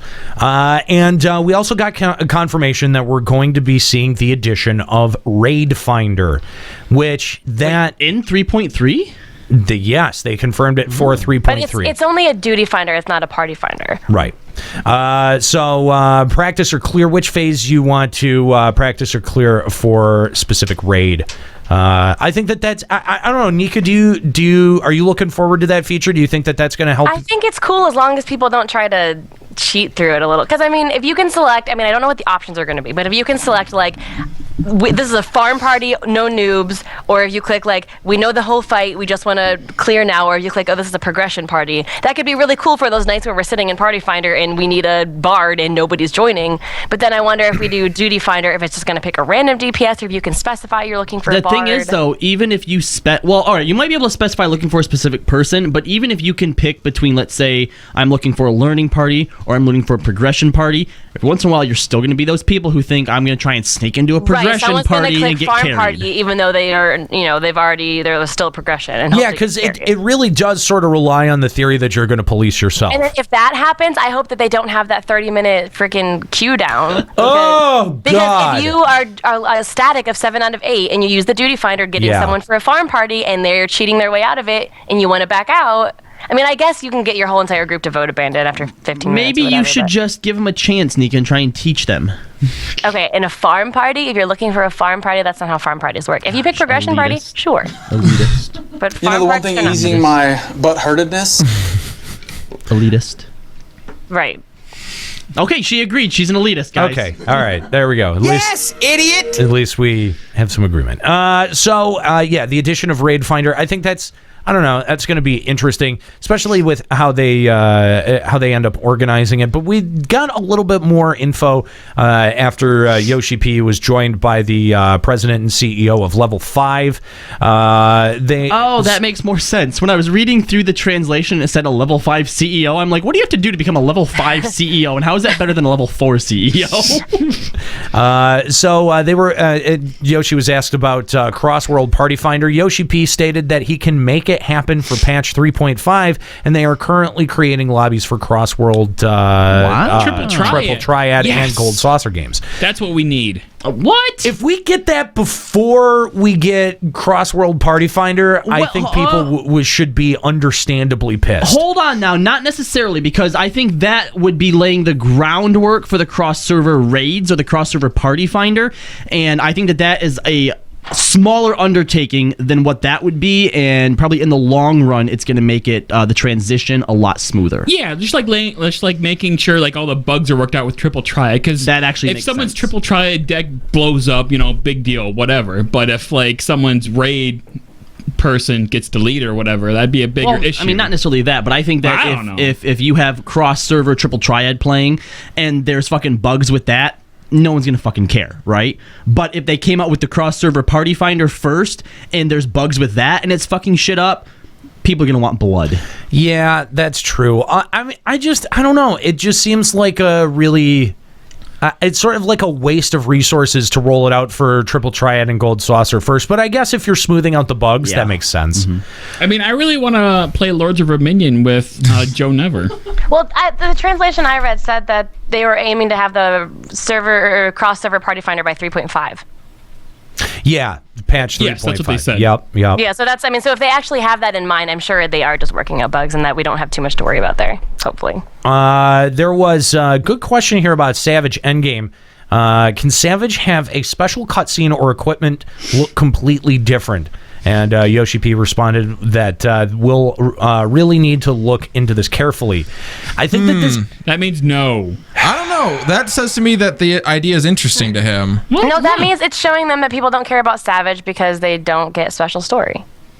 I agree. I think that to even acknowledge the question in the first place is a step in the right direction, because we haven't had them acknowledge that it's been a problem. But the thing is that we know it's a problem because that's why they created normal mode in the first place. Well, that's true. Because they said that we can't get the story because it's too hard. So they created normal mode. And now people are saying, but normal mode's too easy, so we want new cutscenes. Then those same people are going to say, but now we can't see those new cutscenes because we can't do Savage. Good. Make us a Fuck 'em. Savage normal. Well, that was dumb. Fuck them. They don't get their cutscenes. I like the idea of maybe not completely different gear, because I mean, obviously that's going to just be way more development time into them. But Put a glow on it. Well, not just necessarily a glow, or because obviously you can dye the shit that you get from Savage, right, without having to put some weird item on it. But maybe make like some, put a little bit more on it. Maybe there's more spikes, goldy trim spikes, just something to where when you see, like when you put them next to each other, you can fucking tell the difference between an easy mode piece of shit and a fucking Savage Raider. Because really, he's got more spikes on it. Well, the only difference right now is dyed versus undyed. Yeah. And everyone's going to have that eventually. Exactly. And that's really the thing, is that we all kind of know that it's a foregone conclusion that at some point we're going to be able to get it. So a lot of us just sit around and wait for it. Yeah. That's why I was suggesting, the the low percent drop rates of high level gear that would come out of Savage level rating. I think that would be a good way to motivate people. And if you keep the output low enough and people don't just expect that it's a thing that they're going to get eventually and that they have to work at it, I think that those are both things that the game needs. And I think it's something that the reward system needs to take a look at, because the reward system, we've been saying it for months, is fucked right now. Yeah, I mean, they even in the in the last Savage, they put in that Gobwalker mount, which is fucking sweet. Oh, it's cool. That still wasn't enough. Don't get me wrong, it's cool, but no. Yeah, we need cooler gear. We need more mounts. We need cooler mounts too. That fucking Gobwalker should have flowed. And it does fly, and with spikes. How does it fly? Does wings come out of it? No, I think it's like jetpacks, isn't it? I mean, it's a freaking it does fly. It definitely I feel like when you jump in the air, the leg should turn into a propeller on top. That would be cool. And the last question that was asked, when friends visit your home, they can obtain items, look sort of like Animal Crossing. And Yoshi P said that would need to be balanced for motivation for it. So. I was going to say, yeah, because apparently they don't feel like there's enough incentive to visit other people's houses. Who the fuck cares? It really doesn't matter, does it? No, I think they were saying they want incentive to use the housing wards in the first place. I can say honestly, going to the houses, I will maybe see 1 or 2 people in a couple hours in the housing zones. Well, that's because yeah, me too. Except it's more like there's a half a dozen people outside in our lawn. But lots of people hang out at our house. But not that Nico would know that. Yeah, you don't know that. Okay, Nico. are they actually there or are they AFK? No, they're there's there. people They're fucking running things. around all the time. Yeah, that's one of the reasons why I'm glad we got an FC house, and I would gladly have paid the $100 million, is because it's actually made the game feel more fucking alive to me. It's like a community now. Yeah, the LBR community. Mm-hmm. I've actually had people from our neighbors up the stairs cut send me tells and talk to me wow, you guys really brought the neighborhood, didn't ya? Sure did. Yeah, well, dude, we bring the fun, man. That's what we do here at Limit Break And it's Radio. only getting more bigger and bigger. I mean, I saw the other day when I was logged on, we had 5 sprouts in the free company. Yep, and more every day. By the way, if you're on Sergeant Tannis or if you're looking to transfer and you'd like to become a part of the Limit Break Radio Free Company, just let any one of us know while we're online, except for Nika. She can't really do anything about it. I've been alt in the free company, gosh. Yeah, because you're going to be on your alt, Nika. Yeah, because you're going to... If I'm the only one on and they send me a tell, I will switch characters and get them in. Okay? Anyone of the LBR free company can invite people, and you can send a link shell application and free company application. Yeah, free company so application. Even if nobody's on, we will get you on momentarily. Yep, I check that every day. Anyway, so we then moved into the Yokai Watch crossover part of the important part of the live letter, which lasted an hour. Why? Because there's so much content. It lasted longer than the rest of the whole damn live letter. My beverage is gone, but don't worry, Papa. I'm gonna go refill it myself. All right. Why? Not a problem. You're gonna miss this. Watch. Shut the fuck up. Man, I love watches. They help you tell time. I'm sure there's phones on them. Can we just let Juxta handle this segment and we'll all leave? I'm just annoyed that they spent a fucking hour on it. Yeah. There's so much. There's an hour. There's 13 minions, 13 weapons, and a mount. That's so much development time. And a watch. That's so much development time. They give you a watch. How is that not awesome? This is insane. This is wonderful. Thank you, Scott. No, it's terrible. This is gonna just throw the entire Lords of Dominion meta into disarray. 13 minions? That is nuts. All right, we're gonna take a look at the images here. They're so cool. Here we got the garbage. We got the sword and shield. Everything is just so stupidly cutesy. Okay, look at the weapons, though. Cutely cute. The weapons are awesome. The weapons are terrible. What are you talking about? The shield, okay. The sword, look at it. Awful. Bad taste. Awful. Which one is that? I can't see it. Is it the bow? I don't know. Actually, the sword's not bad except for that little goofy thing on the hilt. That's pretty dumb. That's your spirit animal. Jesus. The gun is awful. Look at the fist. That's awesome. The gun looks like a t-shirt cannon. Oh, it's a gun. What do you expect? I mean, I didn't realize that it does look like a t-shirt cannon. I like them. It's a Macadus. Let's move on. Yeah, the fist weapons are awful. They're awesome. Look at it. They're awful. You get flamethrowers. They're like, I don't know. They remind me of like something that would be in Big Hero. This is ball retractingly cringeworthy. I would just the like to. spear's kind of cool. Look, No, it's it's not. How is that not cool? How are you not excited for these? That white mage one is dumb. The white mage is cool. No. Look at it. Wait, what's on that? Is that like a little dude, a little creature? What? It's the white spirit mage animal. On the white, yeah, it's some. I don't know. Do you know what Yokai Watch even is? Because I don't. I had no idea what it was. My chat gave me death threats because I didn't know what it was. Who gave you death threats? Take a guess. Skrull? No, Malcuria. That. Oh my God, that Dark Knight sword looks terrible. Purple. Yeah, that's a great idea, Square Enix. Purple. The Dragoon Lance looks like it's out of a mobile game. This all looks like it's out of a mobile game. Yes, it does. Yeah. It looks straight out of Axes, Record Keeper. Awful. Wow, look at that bow when it's retracted. That is awful. The Scholar book's the worst. The books are awesome. No. Actually, I like the book. No. I like when they have like really silly faces like that. Like the Moogle books are awesome too. And we get to the mount. The mount is the best part. Of course, they put a Rogadin on the mount. Why does this looks like one of those things on a playground that they stick a spring into and mount into the ground that it just took off into the air. I will only accept the Spermmobile if they call it Scooty Puff Jr. Scooty Puff Jr. Like if they call it that, I'm fine with it. Outside of that, fuck that mount. I like that. It's cute. No, it's awful. Worthless garbage. You want this too? It's terrible. It's a giant glob of sperm with a face on it. Everything about this is awful. I'm going to only ride that mount and just fly around you forever. I have no doubt. Then I will only ever ride the turtle mount just to piss you off. Turtle mount makes me dizzy. Yeah, exactly. You don't have the turtle mount, and you'll never have the turtle mount. Actually, I'm not that far from it. Really? Yeah, I'm not that far from it. And we bizarrely have an in-game watch. Yeah, it's the Yokai Watch. Oh, I see. It's so you help channel your your Yokai. Oh my spirits. God, I want that in real life. Please no. I swear I owned that watch when I was 7. Please, I want that. Like, that needs to be a fan Can we be done with this yet? All of this shit is terrible. It's all bad. Yes, please. It's really cool. No, it's not. Why would you? 7-Eleven promotion gets us that watch. Let's go. Please no. I want it. Please so bad. no. Do we know how they're going to be put into the game? Are they? Oh my God, this is going to be amazing! Are they going to be cash shop editions or? I thought it was going to be like a thing like the lightning fates, and then you get tokens and buy stuff. Yeah, because there's just so much stuff. It's got to be something like that. But then, I mean, it's got to be for all regions too. Then, right? Yeah, I'm pretty sure. I think they would have said.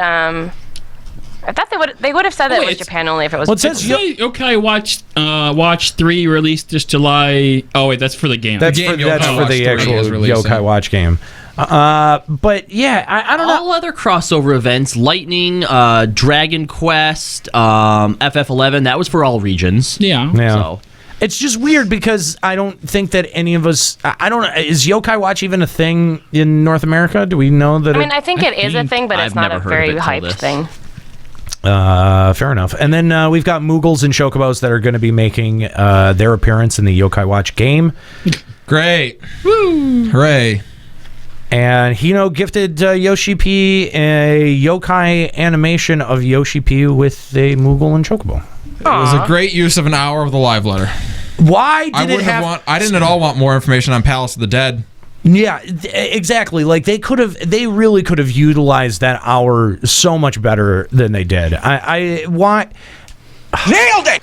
I would have rather listened to someone ask if we're getting Summoner Eggies again soon than an hour of that. Level 5 developer, our CEO, paid a lot of money for that hour. I'm sure he did. You know, I see. This doesn't seem like a paid thing to me. This to me says we got drunk together and I made some promises that I've got to follow through on now. That's a favorite around here. That's what this says to me. Like Yoshi P had to be briefed on what he promised the next morning. What? Look, we have never fucking heard of yokai, and everyone knows Final Fantasy. I'm sure that among the cross promotion that Yoshi got a little something. Yeah, an animation with him in it. I'm getting an extremely gay vibe. Wow. So that's what we know about 3.3 and what we were told about it in producer letter 29. Do we have a date for 30? I don't think we have a date for 30 yet. I don't think so either. And we don't have a date for the patch either, which means that they'll announce that in 30. A rough date? I don't think like so. May? No, I would assume it should be sometime this month. I would say mid. You don't think so? Not May? June. Really? I'm going to say June. 7 weeks. I bet you 7 weeks. From now? 7 weeks from now? Papa, shut up. Wait, hang on. That would be June. That would be June. What day did 3.2 drop? It's been... hold on. How many weeks was our lore weapon? Was that 7? Yeah. And I have two more gears, so it's been 9 weeks.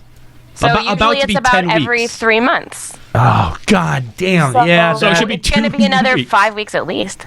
Ugh. No, all right, look. What? Look. No. Look, there's it's gonna. So you're thinking it's gonna be deep in June? Yeah. No, I'm thinking it'll be early June, like first week of June. I don't know. If Kahlo has, if it's already been, it's been 9 or 10 weeks.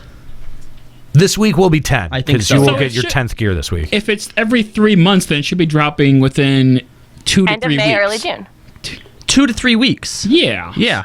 Okay, end of May, early June. Okay, that sounds right. End Yeah, of- 7 seems like a end of bit May. much. I'm May. going to hope end of May, but if it doesn't, there's one silver lining, Juxta. More time for Overwatch. More time for Overwatch. Yeah, yes. yeah. I'm coming! I'm coming! And he actually, you can't see him, but he's over there pretending like he's coming as well. Pretending? It's all over the place, bro. Anyway. I'm just so happy. We'd love to hear from you. Limit Break Radio on Skype, 810-515-8715. LimitBreakRadio.com/Discord if you want to call in on Discord. We'd love to hear from you about 3.3. Are you excited? What are you most excited for? We've got a couple of new playstyles, new game types that are going to be introduced. Are you super stoked for PvP? Are you ultra hyped for treasure dungeons? Or do you just want to get that deep penetration in on the deep dives? We want to know. We want to know from you. Limit Break Radio on Skype, 810-515-8715, and limitbreakradio.com/Discord. Kookie will be happy to take your calls and forward you along to us. So something else that I wanted to talk about, because this actually got a lot of press, that we actually got our first look at the FF11 mobile reboot. So we don't talk. I mean, we talk. We don't talk about it. We talk tangentially about 11 anymore. This is not an 11 show, but being that we did cover 11 for several years with Limit Break and we Radio. use the word covered very loosely. No, very literally. We covered it. We did. Very in depth. Very wickedly in depth. You're not wrong. Are those like buttons or macros down there in the corner of the screen? So hang on, let me bring this up on screen so for those that haven't seen it yet, you can. Oh man! But this is the first official look. We got some screenshots and some other shit. Here's the first initial screenshots from FF11 Mobile, I don't know what those buttons say, but yeah, I'm gonna guess that those are action buttons. And then over here you've got your D-pad, right? That's what will move the character. So they're gonna say that this game is 11. Well, it is like a third-person view of 11. So it looks nothing like 11. No, it doesn't. That's the thing, is that we it all doesn't. played 11 for how long? Can anyone tell me what zone that is? For all your years of playing 11, can you tell me what zone that is? Because I can't. Nero's taking a closer look at it. Is it Adulan someplace? No, it's not. No. The only thing I thought was maybe Saruta Baruta. That's the most, like, because of the way that building's shaped. But that bottom picture definitely looks like Saruta Baruta, and you're looking at it. Yes, the bottom picture looks like Saruta or Merfatad leading into Saruta. I don't. It bugs me that after 10 years playing that game, I can't tell you immediately where that zone is. That's because that's a good point. That's actually a really good point. Is that part of Windurst Waters? That tree looks like it might be. It could be Tower. It could be part of Windurst. That's what I was going to say. But it actually the textures that looks that open would be Windurst Waters. Yeah, but the textures to me say Olda. Or not Olda, fucking Bastak. Jesus Christ. It's not Bastak. I know it's not Bastak because it's got one of those Saruta Baruta trees in the background, but the textures to me say Bastak. Yeah. Now, this could be a beta zone. This True. could be, maybe it's just a test zone that they're using. Yes. But we do know that it is being developed in Unreal Engine 4, which I think that is that's a pretty interesting revelation there. And I think that begs the question, if Nexon is using Unreal 4 to develop this, will we see a port or even an adjustment of the way that FF11 plays on PC? I feel like you would have to. Either that or this doesn't play with this doesn't interact with the PC client at all. I don't think it will at all. You don't think? Reboot. You don't think? I think isn't this going to be like not even quite MMO? It's going to be like this is not the same as the other like online game that's in the same world. They're that we're calling it hearing an of. This is a complete MMORPG. reboot. And so I thought that this was either going to be like a one-player game or like have select online features. I was going to say the only way that I would call this like an FF11, like port to the phone or whatever, is if I decide to come back, am I logging on to Kahlo? If I'm not, if I have to make like a whole new character or whatever, then what's the fucking point? Right, it's just I just kind of figured that this was a one-player reboot or a very limited online reboot. No, they confirmed it is an online game. Yeah, it is an MMO. They did confirm that it is in fact an MMO. An MMMO. Well, this article directly says an MMO, and we don't really know anything else about it. I thought maybe it's a different one. They called it a massive multiplayer. Yeah. Listen, like yeah. Square Enix Enix be garbage, so don't even. Square Enix has a tendency to make me angry. Very seldom do they actually get to just make me sad. And I came away reading that. They're back to the open world that's yourself. What bugs me is I see on one of those two pictures there's what looks like a stamina gauge. Yeah, yeah. Which scares me because it's got a stamina gauge a la Record Keeper on it, and that scares the fuck out of me. Oh shit, you're right. And here I'll bring it back up, and you can kind of see also that there are plus icons next to Gil and health. Pay to win. Yeah. Yeah. Listen, like yeah. Square Enix be garbage, so don't even. Square Enix has a tendency to make me angry. Very seldom do they actually get to just make me sad. And I came away reading that. They're exploiting us. Yeah. I came away reading that and I felt sad for the rest of the day. Like Square Enix, stop making Ascalia sad. Yeah. That's our job. Yeah. You guys just made me depressed. Is it different? Anyway, so challenge accepted. It's I don't know what to think about this. I think that if it has interactivity with the FF11 client, that breathes a little bit of life back into the PC end.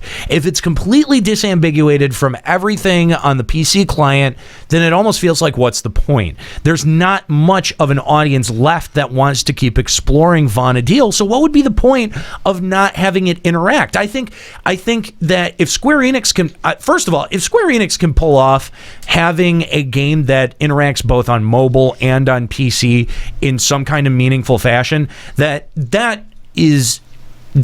an insane feat, and especially to pull it off with a game like FF11 that's had so many like restricting factors to it. Right. You know what I mean? Like that would be a feat of technical acumen that is almost unparalleled. But the thing is, I don't know how much hope I would hold. I look at those two screenshots, and this says to me, at the very least, you're making a new character. I highly doubt your character from Vana'diel survives. Cut to a scene of animated Tanaka, a la Family Guy, standing in front of the board of directors of Square Enix and being like, all right, guys, it's Final Fantasy XI. but on your phone.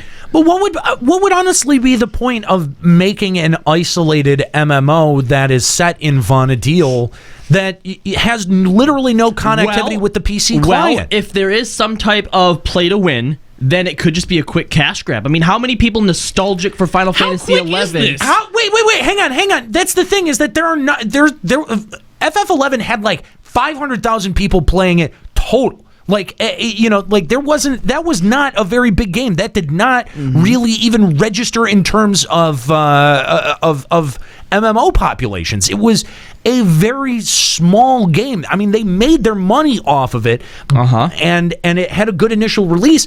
But dude, I don't think anyone is craving for that Vana'diel nostalgia. Not, but they've obviously made themselves a pretty decent sized dent with FF14. So now you have a platform to advertise this on. So why not make this an FF14 standalone? Why make it in Vana'diel? Why not? Why set it in Vana'diel if it's going to be its own thing? I feel like it goes back to what you could set it in a multitude of other places other than Vana'diel, and it would still be perfectly valid and viable. I feel like it goes back to what I said ages ago, and that Square Enix doesn't want one of their numbered titles to be unplayable.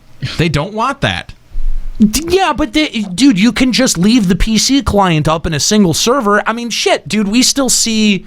I mean, Ultima Online, RuneScape is getting up. Still up, dude. Yeah, isn't the EverQuest still up too? Yeah, EverQuest. Yeah, hell yeah.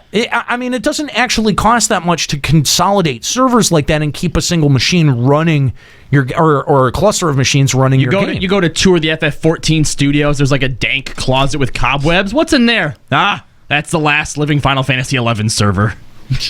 I just don't. I don't understand why you would set it in FF11 if it doesn't have any connectivity at all back with the PC client. Yeah, that to me, because if you're going to make it its own thing, why not set it in any other world, any other? I just think it's because there are a lot of people who have been so disconnected from 11 for so long that have said, oh, well, if I could just go back and play the original level 11 story, I'd like to do that, but I'm so far out of it now, I don't want to go back now.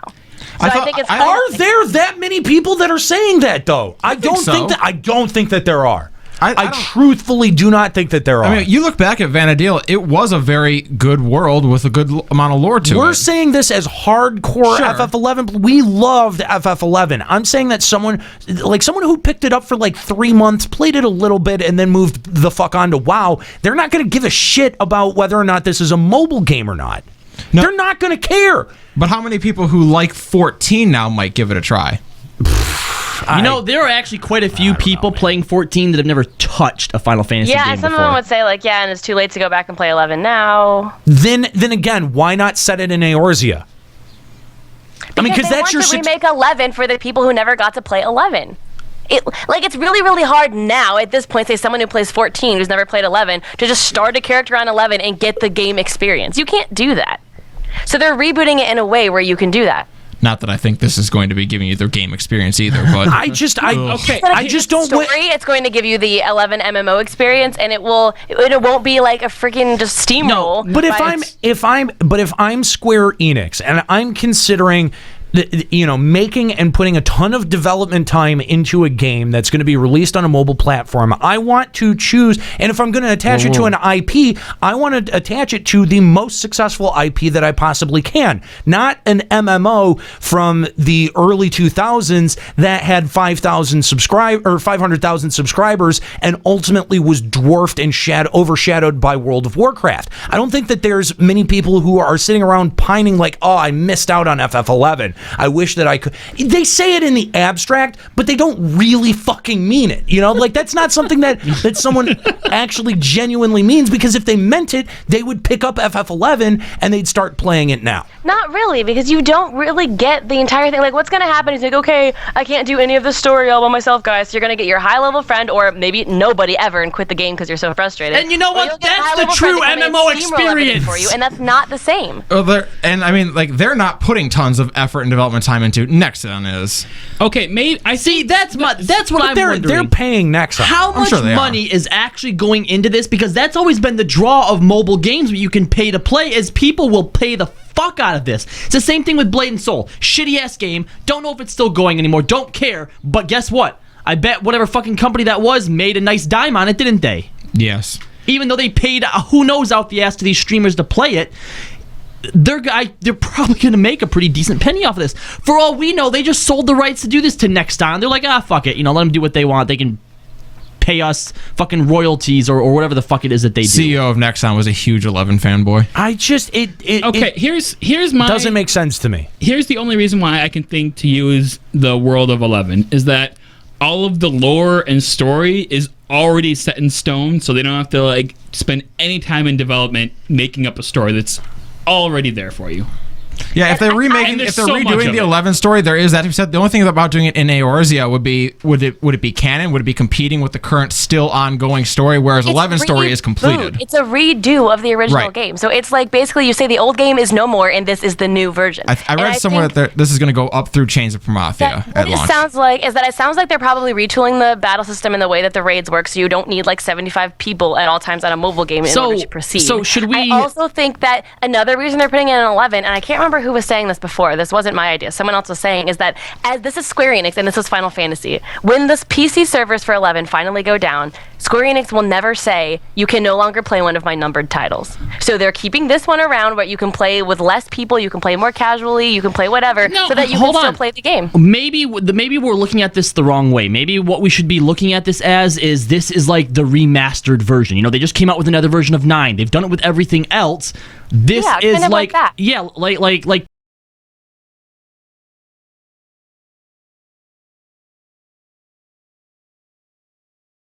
Okay, look, the PC version, the servers of the PC version are going to outlast the shitty mobile game. Let's be honest here.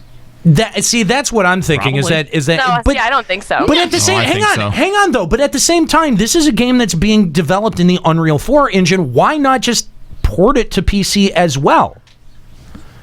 I mean, why not? Why not?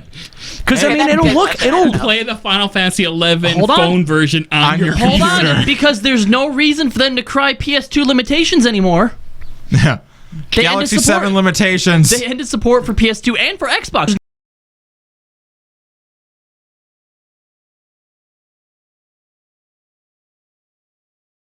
No reason for them to cry PS2 limitations anymore.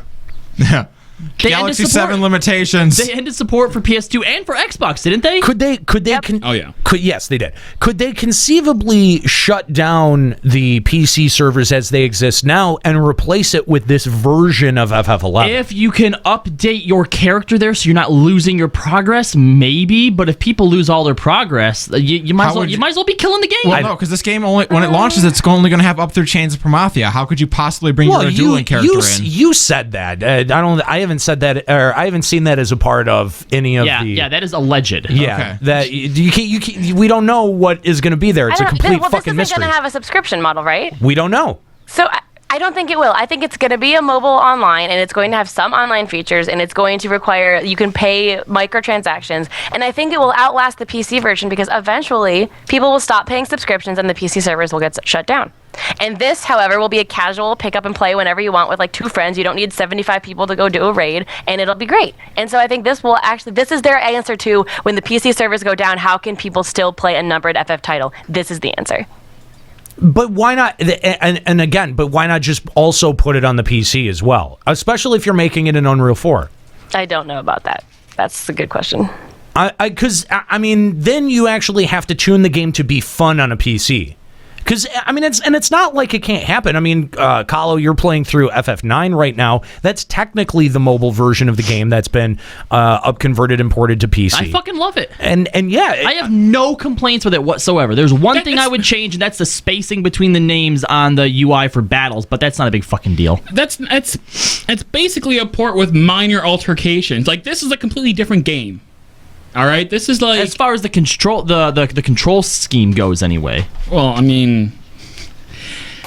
I don't think this game is going to play anything like Final Fantasy XI does today. Oh, it can't. It can't. There's no way. So where are you going to get the number the number pad for a keyboard? There's no way that it could possibly operate the same way. And so they are going to have to make concessions and specifically gameplay concessions to be able to make it function on a mobile platform. And that's why I say I don't think it can be connected to the PC version of the game that exists right now. And if they don't, then what's the point? Why bother set it in Vanadil? Okay, so they could say that you can play every numbered version of a Final Fantasy game. Maybe this is their way of saying the PC version is shutting down soon. It's not going to shut down. Why would they? That's the thing, is that the cost to run the servers is not... I mean, they've already... Like, the money's already been spent. They made the content. They're not going to just shut down the servers, because it's not like they can't afford the server space. All right, here, Red Fate is posting some Q&As for us. Will FF11 Mobile share servers or existing characters with the Windows version? Unknown. A relevant note, according to these quotes from SE, it will not involve directly transferring your character data over, so it's best to think that a new, separate account and character will be used to play. Currently, I'm unable to say anything definitive, but as a game, it will be something completely new. I think that the most the theory that makes sense the most is the idea that they want some incarnation of the game available forever, or to people who don't want to invest in the MMO. Because I assume that the story will be the same. Like, the game will be different, the gameplay will be different, the way you interact with the environment with other players will be different, but the story and the lore will be the same. Well, if we're going by the screenshots, we don't even know that, because it looks like the world is even different. It could be like I think the story will be the same. They couldn't call it Final Fantasy XI if the story was different. That's how Final Fantasy games They work. probably shipped it off to Nexon. Nexon probably paid them some type of amount for the rights to an FF11 mobile port, and they're like, look, this is what we're going to do with it. It'll loosely be based on the game. Things might be a little bit different, look a little bit different, and it's basically going to be a single-player version of the game. But isn't that sort of what the record keeper version of the FF11 stuff is? Not really. Kinda. No, all that really is here, do this battle with a boss that's notable, and then we're going to give you a little summary afterwards. That's like what the FF11 fates were in 14. Like, here's a couple bosses from 11. Here you go. It does. And 11 isn't even in there yet. Like, it doesn't seem weird to anyone else that they're making two different mobile games based off of FF11, but yet the servers can't seem to hold more than 1,200 people, maybe sometimes even less than 1,000 per server. I just, that's the thing, is that in terms of IPs, FF11 was never that strong. It means a lot to us because we all played it, we all played the shit out of it, and the people who played it love it. But if you make a game like this, don't you want it to appeal wider than the audience that you already had? Well, here's the thing, though. If it has nothing to do with the actual Windows version, it's literally just a single-player version for anyone to pick up and play to go through the story, I think you might actually be able to rope a few other people in. And if they can buy Gil, they can buy Life, they have to buy Stamina to play it, you're probably going to recoup your losses on it. I think that's like the biggest thing of any Final Fantasy is the story, and this is a way to give lots and lots of people easy access to the story, and that's the biggest thing about Final Fantasy is the story. Right. And what this is the way they will immortalize the FF11 story long after the PC servers are shut down. Right, and the PC version at this point, it's only accessible if you've played before. Chuck's like you could not be new and come into FF11 at this point. It would be next to impossible. But I'm gonna echo Juxta's point that I actually think that the PC servers will outlast even the mobile game. They're not going down. They're not going anywhere. The mobile game will last forever, though. Like, the mobile game will be a way for someone random in, 30 years to be like, I wonder what FF11 was like back before FF30 came out. Until Nexon goes down. And they'll be able to play the story. Yeah, that's it, until Nexon files for bankruptcy. Maybe Steam will buy it. But I still think the game will exist in some kind of solo capacity. Someone will have an emulator of it. I think you'll be able to play it solo eventually. The mobile game will be FF11 forever. In 15 years, Square Enix will be shutting down private FF11 mobile servers. You can already play it solo, basically. No. Yeah. Yeah, 99% of the content in FF11 can be done solo. You cannot start from the beginning and do the story solo. MRUA in the chat brings up a great point. Yeah, great point. Papa Woody is old. Oh. Okay. GZP. That's out of left field, but okay. What the hell are you doing back in your chair? I thought I told you to sit down on the floor. My back is hurting. I'm old. Yeah. Getting old sucks. Yeah. Are you talking to Juxta about having your back hurt? Yeah. Are you trying to garner sympathy there? Kooky adding this Q&A also. Is there any possibility to release an offline version of the game? We have talked about plans for an offline version several times. However, every time we start looking into this, the cost is too high and we end up dropping the plan. We do want to make it available, but it is impossible to make the entire FF11 game something that is playable by one person. So we would have to take away specific parts. For these reasons, we currently have no specific projects for this. Now, again, but this this answer seems like they're actually relying on the MMO aspect. The MMO aspect and some of the mechanical aspect of the game. I don't see that it says surviving. Can't play the entire game online. So I think it could be something like you play the story, you play a lot of it solo, and then for some events, like, oh, let's do a... See, now, I think that Square Enix could make a play at something which would be... if they had a combined universe between the PC client and the mobile client, that's the first time in history anything like that has ever been accomplished or even attempted. And I think that Square Enix stands a lot to gain from a technical standpoint by pushing that aspect of the game. Yes, the actual PC client is approaching 15 years old, but the mobile aspect in saying that, look, you can play this game on PC or on mobile, and it's the same. It's sort of like the same selling point that they had by bringing the game out on PS2 and PC at the same time. I think the only way you see them do something like that is, like you said earlier, if they release the Unreal 4 client on PC. I can't imagine they would try to incorporate the old FF11 structure. I don't. They seem to be changing a lot about the fundamentals of the way that the PC client worked. I mean, for a long time they just introduced mounts into 11. Yeah. It was something that we thought was impossible for the longest time. Sure. They have mounts in there now? Yeah, they have mounts. They finally put chairs in. You can sit. But again, we know that the biggest limiting factor for FF11 in terms of its technological advancement was the PS2 and the Xbox 360, and with service ending for both of those, we actually have still yet to see the direction that the development team wants to take it in an overall sense. So I think with those two limiting factors gone, we actually don't know how bad or good the spaghetti code they've been doing for FF11 for the past 15 years is. True, but best case scenario, the server architecture is still 15 years old. How well is that going to play with a mobile platform in this day and age? It might not even be compatible. It may be perfect. Maybe. It may be perfect because that game was designed for 56K modem dial-up, and if you get network drops on Wi-Fi or you get network drops from your data plan, I think that a minimalistic data transfer structure is probably the way to go. It may actually be more beneficial than it is a hindrance.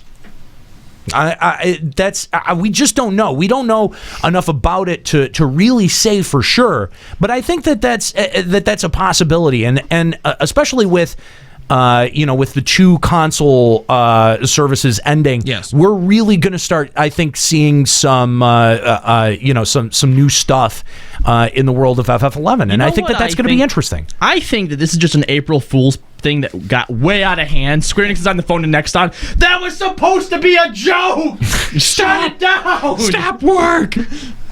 Well, they'd have to inform Nexon first, I think.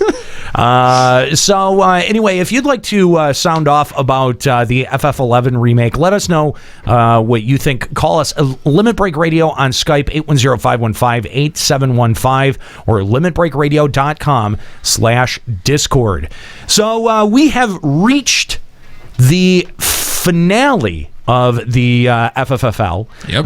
It is we've been going through a couple of weeks of postseason, and it has all led up to this. It is the Hyper Bowl showdown, and we now go to Escalia with the results of the Hyper Bowl. Good afternoon, FFFL fans, and welcome to Hyper Bowl Sunday. After 12 weeks of grueling matchups, vicious smack talk, heartbreaking losses, and glorious victories, our inaugural season has drawn to a close. First up, in the Ulda Fire Whiskey Bowl, Titans Banana Hammock, in a massive come-from-behind win, has pulled it out against the Besaid Butt Plugs. Wow. And if there's anything we know about the Butt Plugs, they always pull out. That's right. Despite losing by over 20 votes in the first half of the week, they stormed back to narrowly take the victory in the waning hours of Friday evening. Biggest season comeback, Pops. Yep. Overall, you will finish third place on the season with the Bisset Butt Plugs taking fourth. We also have a quick update on our numbers from last week. Despite my heartfelt pleas, the Morty and Jailbirds were able to defeat Hanger's Crucible. No, go away. That is the truth. Fifth place. I thought you said we were tied. We were tied, but we did a vote on the air. No, bullshit. Yeah, no, there was a tiebreaker vote that we did on the air. We never last week. We never. Please lose with a bit of dignity. Seriously, This is actually almost depressing. This is why girls don't play sports. We forgot to announce the winner of that poll. We polled the chat room to break the tie, and Ascalia edged out that. The Morty and Jailbirds will finish 5th place in the season, and winner of first overall pick next season will be Hanger's Crucible. There, you're still a winner, Nico. That's right. Well, hold on. I don't care about your fucking league anymore. I don't want to be in next season. Fuck you all. Love you, LB Army, but I hate you. Wow. Nika pulling in a Nero there. Wow. And now for the moment we've all been waiting for. The results of the Preparation H Hyper Bowl are officially in. And for an in-depth look at how this game went down, let's head down to the field for a recap. Callow, take it away. From the moment this matchup was announced, it was going to be a fierce game. Even with the clan having such a tremendous winning season, this game saw the two legendary Dick Ninjas up against each other, and no one was disappointed in this match. Bondage and Servitude came out of the gate strong, thirsting for blood. We've been told that team coach Lightning gave a rousing speech, and you could see the fire in her eyes that she imparted into her team. Right from the get-go, ranged DPS Fran laid down some good covering fire using both magic and archery to keep the clan on their toes. Try as he might, Raubon could not single-handedly keep his team protected from the vicious onslaught unleashed by melee DPS Tifa. Rosa was able to keep Zidane busy dancing around the field of battle, and both healers Quistis and Elfinaud stayed at a safe distance and performed admirably. The biggest upset came when Shantato managed to put herself in a position to drop multiple AoEs on various Bondage and Servitude team members, taking down Tifa, Fran, and Rosa. The entire match was the closest we've seen all season, with both sides fighting tooth and nail. It was Raubon who was knocked out first as he was slowly whittled down, who then turned, and then Fran and Tifa turned their attention towards Zidane in conjunction with Rosa. The trio dispatched him easily, but then was massacred by Shantato, unleashing a devastating meteor. And this time, Elfinaud got a raise off on Raubon just as Quistis pulled off a shocking clutch shockwave pulsar that leveled Shantato and Elfinaud. Raubon was able to put down the blue mage for the epic win. Barrett has only this to say: fuck yeah, I knew that from the get-go this team had what it takes to kick some ass. In related news, both teams have since been put under investigation for a variety of allegations, including bribery, match fixing, usage of performance enhancement, solicitation, and possible prostitution of players. Back to you, Ascalia. Wow, and following up on that outstanding coverage, we also have information that Bisset Butt Plugs have officially been charged with the murder of Cloud this season and have been suspended from the league for upcoming years. Yeah, I don't know what you want me to say. Oh, shit! The Callow Klux clan might need to be investigated cause they were losing until he started showing a pussy on stream. There will be a lot of investigation into teams next season. No worries there. There you have it, ladies and gentlemen. A huge congratulations to our winners who take home the title of League Champion, the Callow Klux Clan. And Juxta gets to share in that victory. Yes, Juxta, you are also on that team, so you will also be... Yes, I was part of the Klux Clan, Callow. So I was... I also win. I just would like to say that I think all of us win in this one, because in your attempt to be a vote whore, Kahlo, I saw not just you but several people share the vote poll on Facebook. And I just have to imagine what...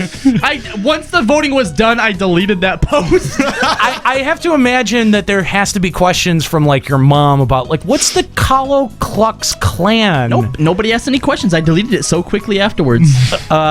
So that's... I think that's my favorite part, is that at least there's at least a handful of people on your Facebook friends group that are like... Why? Did you see some old black lady sitting in the front of a bus? Jesus. Okay. someone will ask you about it. I guarantee you at some point. Not at this point, because the thing is, there were so many people that I would send that link to, and in the little description, I would make sure to say, I did not pick this team name, my asshole friends did. And I was very specific. See, this is what made this so difficult for me to actually win. I could only send this to, like, a subset of my friends, because there are certain people that I'm just like, nope, not explaining it to you. They're not going to get it. Nope. They are just not. Doesn't matter. Even if they do get it, nope, it's not going to happen. That person is, I want them to stay my friend. Well, what is your deal with calling me a racist? Callow, congratulations. You will be drafting last next season. All right, cool. Speaking of next season, we can now officially confirm some changes to the league. First and foremost, we will be expanding to 12 teams. One of the 6 spaces will be filled by our own kooky persona, but that will still leave 5 spaces open for the upcoming season. Each host of Limit Break Radio will be able to extend one invite to a person of their choosing to join for Season 2 of the FFXL. Exclusive. Yes, we are open to bribery. We are very open to bribery. Only open to bribery. If you didn't vote for me, I'm not picking you. Sorry. Okay, well, so there's like 6 people who can still be picked by Nico. In addition, next season we'll see the addition of home and away games, meaning every team will have their own location and stadium of their choosing. The last major change will be the removal of the bench position from each team. Instead, the roles will be a tank, a melee DPS, a ranged DPS, a healer, and a team captain who can be any role but will be participating in the battle rather than just coaching from the sidelines. Juxta, that means next season I can't carry you to victory, man. Unless you draft him to be like your tank. Why would I do that? I cheerleaded for you, man. I'm pretty sure that you only ended up on my bench after Lightning chastised you for telling her team members to go out and show their tits. That was Lightning's idea, I was informed. You know by who? That was during the second half, and after I left, they just fell apart, man. Yeah. For more details on the changes to the league for this upcoming season, head on over to limitbreakradio.com this Tuesday for a post outlining how the league will run.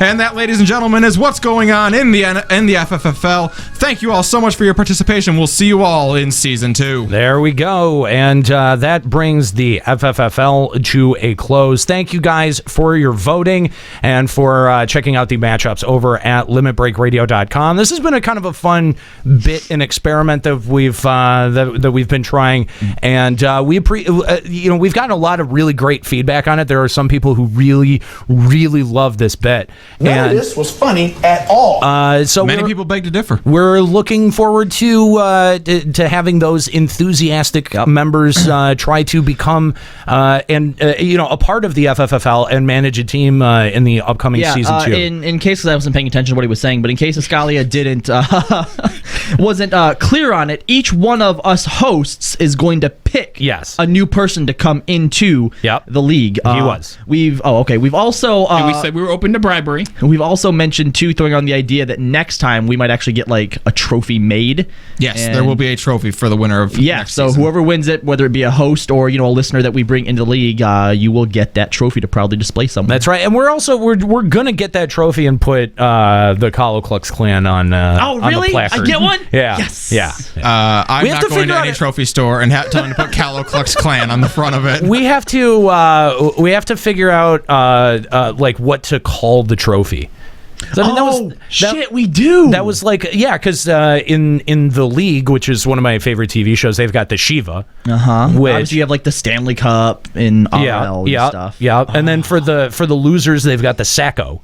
I spent the weekend. I want something for being a loser. Yeah, we definitely need. Of course, we need a Sacco equivalent, and of course we'll have that. But we're gonna get that all sort of straightened out for season 2. Yeah, I think on week 1 of season 2 we'll do the presentation of awards. Can it be? Can the loser trophy be like a dirty sock?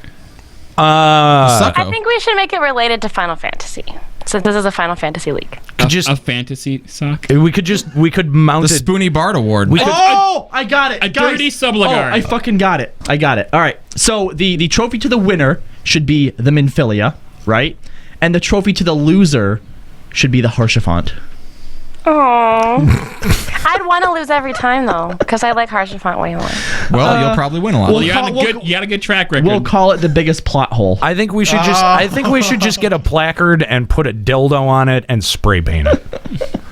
There we go. If we're gonna entice other people to want to participate in this is a Final Fantasy League, it needs to be Final Fantasy related. And the thing, the stipulation is because I love the Sacco stipulations on the league, that the rule is that if you get the trophy, you have to display that in your house all the time. Like it can't it can't find a place in the closet or the corner. It's got to be on your mantle place for the entire year until you lose it.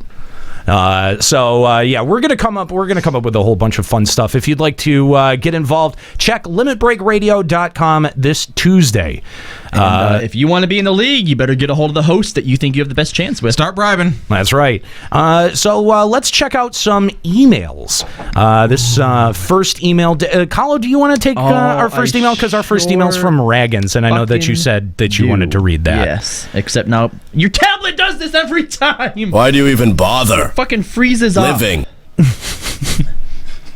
Hold on, it's loading. All right, my here we go. God. I got it. No, it's not my fault. It's your fucking stupid ass tablet with a crack down in there. Can't even keep your hands on it when you're looking up porn. Oh, whoa. Not cool, man. All right, here we go.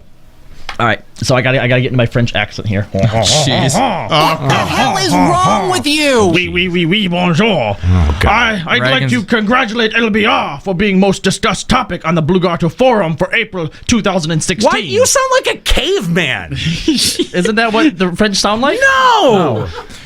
Anyway. Me was crunching stats. As I was crunching the stats like I do every month for many years now, I noticed that your LBR Reddit drama was on top of everything, no matter what. It was twice more popular than the feats and almost 10 times more popular than the PAX event. I was even considering changing the drama algorithm for that, which stands for Dramatic Raggins Annoying Metric of Awesomeness. No matter how I put the numbers, your topic came out first. Yes! I guess it didn't help that fucking Reddit circle jerk community linked that thread to goddamn fucking everyone. Yeah. The topic was an obvious bait for Reddit, and it totally worked. Good job on that, LBR. From Raggins, site admin of the Order of the... you know who the fuck I am. Now get the fuck off my forums. Thank I love it. No matter what metric. Right? So I would now like to propose to my fellow hosts here that every year we go for that award. For being the most mentioned thread in April? Yeah. Or, well... Oh shit, he does it monthly. Yeah. Raggins, if you do a yearly one, we're fucking going for it. Well, no, I think the April one. Yeah, we could shoot for April. April's a good time. Just the April all the time? April, yeah, well, I mean, you got April Fools, so I mean, I don't think we would forget it. Okay. Guaranteed there will be LBR drama on the last March of every year. That is correct. Yep. Anyway, thank you, Raggins, for that. By the way, let's go to our phone lines here. We've got Strife Lightshade from Sergeant Tannis hanging on the line. What's up, Strife? Hey, how you doing? Hey, Strife. Good. Thanks for calling Limit Break Radio. So, what would you like to talk about today? So, you guys were discussing the Final Fantasy XI mobile reboot? Yes. And I was going through some of the Q&As that they did in interviews back in March 2015 when they first announced that was happening and that the 360 and PS2 versions would be shut down. Right. So, there's Grandmasters, Final Fantasy XI Grandmasters, which is out in Japan right now, I believe. Mm-hmm. And that is just kind of like a record keeper style, very pure mobile game. But when asked last year about the difference between that and FF11 mobile, which is the screenshots you showed off today, they said, according to Nexon, Final Fantasy XI Mobile plans to offer things like improved party organizing, solo play improvements, better battle functionality, and rich community features and other tweaked in-game elements. However, it is a reboot of the actual Final Fantasy XI client. And when asked in the interview with screenshots you showed off in Japanese, there's a translation talking about the server side of it, where they are switching from a standard HTTP model to TCP. What that means is that they're going to have a constant connection to the server so that you can see player movement in real time, because that's how the PC client works. So what that really means is that it will run very similarly to 11 with a lot of tweaks to the interface so that it works on mobile, tweaks to making it so that you can solo for some things, but clearly not everything will be able to, and it's probably still going to have those open world zones that we had in 11. Now, Strife, your connection is breaking up just a little bit, but before Discord hates him. That happens all the time. Before we let you go, do you? I mean, because this is obviously those are all interesting statements and shed a little bit of light on the server structure and the way that it's going to function. But do you see either a second PC client that's developed with the Unreal 4 engine to be able to also play within this, or do you see them reworking FF11? Because it doesn't seem like the way that the two games are developed that they would be able to play on a unified structure like we were talking about. So given that, do you think you would rather see two FF11 PC clients, the Unreal 4 and the old PC client, or do you think that there will be the mobile version, the Unreal 4 version, will end up superseding the version we have now? So I personally wish the Unreal Engine 4 version would supersede the version we have now eventually. I believe because Japan's culture, it's going to remain a mobile game because very few people in Japan own PCs for gaming. The only reason FF11 came to the PC was because they knew MMOs in the West were going to be PC and MMOs in the East were going to be on consoles because that's how the Japanese community was. But now a lot of the gaming community has moved from consoles to mobiles, but I see it remaining a mobile game. All right, well, there we go. Some additional information from Strife Lightshade from Sergeant Tannis. Thank you very much for that call. Unfortunately, it was kind of difficult to understand you, but I think we were able to glean the basics out of Discord last night was being a bitch too. Discord does that only to him. He's my Dark Knight in my raid group, and actually every night it just happens to him, and there's nothing we can do about it. Come on, Discord. Really Discord does that. Period. Come on. It's like it likes certain people's connections and hates other people's. It's so weird. So if you'd like to call Limit Break Radio on Skype, 810-515-8715, or limitbreakradio.com/Discord if you'd like to call in on Discord. Again, thank you, Raggins, for that email. And I don't know, that's kind of just a small personal mark of pride for me that I know we've been the hottest topic. Remember back when we in our 11 days, Blue Garter fucking hated us. Not player haters. Oh, hang on. Gackery, please have Escalia read his email in a German accent. Anika read her email in her British accent. #Nikliavesbestva. Okay, all right. Well, Vemusoa requested that Escalia... read the next email in my German accent. You're going to read it in German, and Nika, you're going to read an email in a British accent. We're all racist here. Gosh, seriously. It's going to be great. Yes, seriously. Come on, Nika. Have confidence. You got this. So this next email was requested to be read by Escalia or Kahlo. Since Kahlo read the last one, we'll go with Escalia. But again, thank you, Raggins, for that email, and check out Order of the Blue Garter and post on their forums. About us, preferably. Yes, about us, because that really... Honestly, even if it's not about us, just at the end, put LBR so we show up in their metrics more. All right, so this person requested to remain anonymous with their email. Yep. Well met, sirs and madams of LBR. I hope this finds you well. I know not how to express mine appreciation towards you all, and many attempts at doing so have met with varying degrees of failure. Nonetheless, I am wont to try once more, and on that note, I would like to express my first of many gratuitous exclamations toward one host in particular.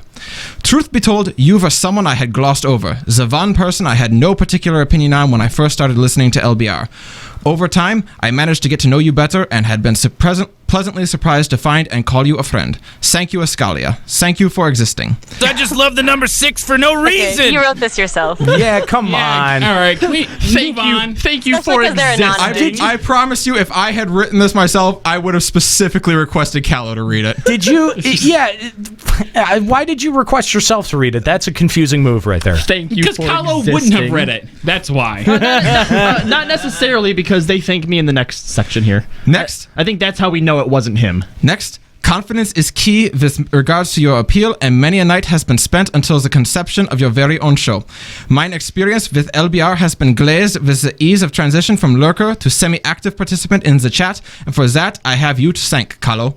Though loath as I am to admit, your charisma is certainly something. Thank you, anonymous German guy. Moving on. LB Army.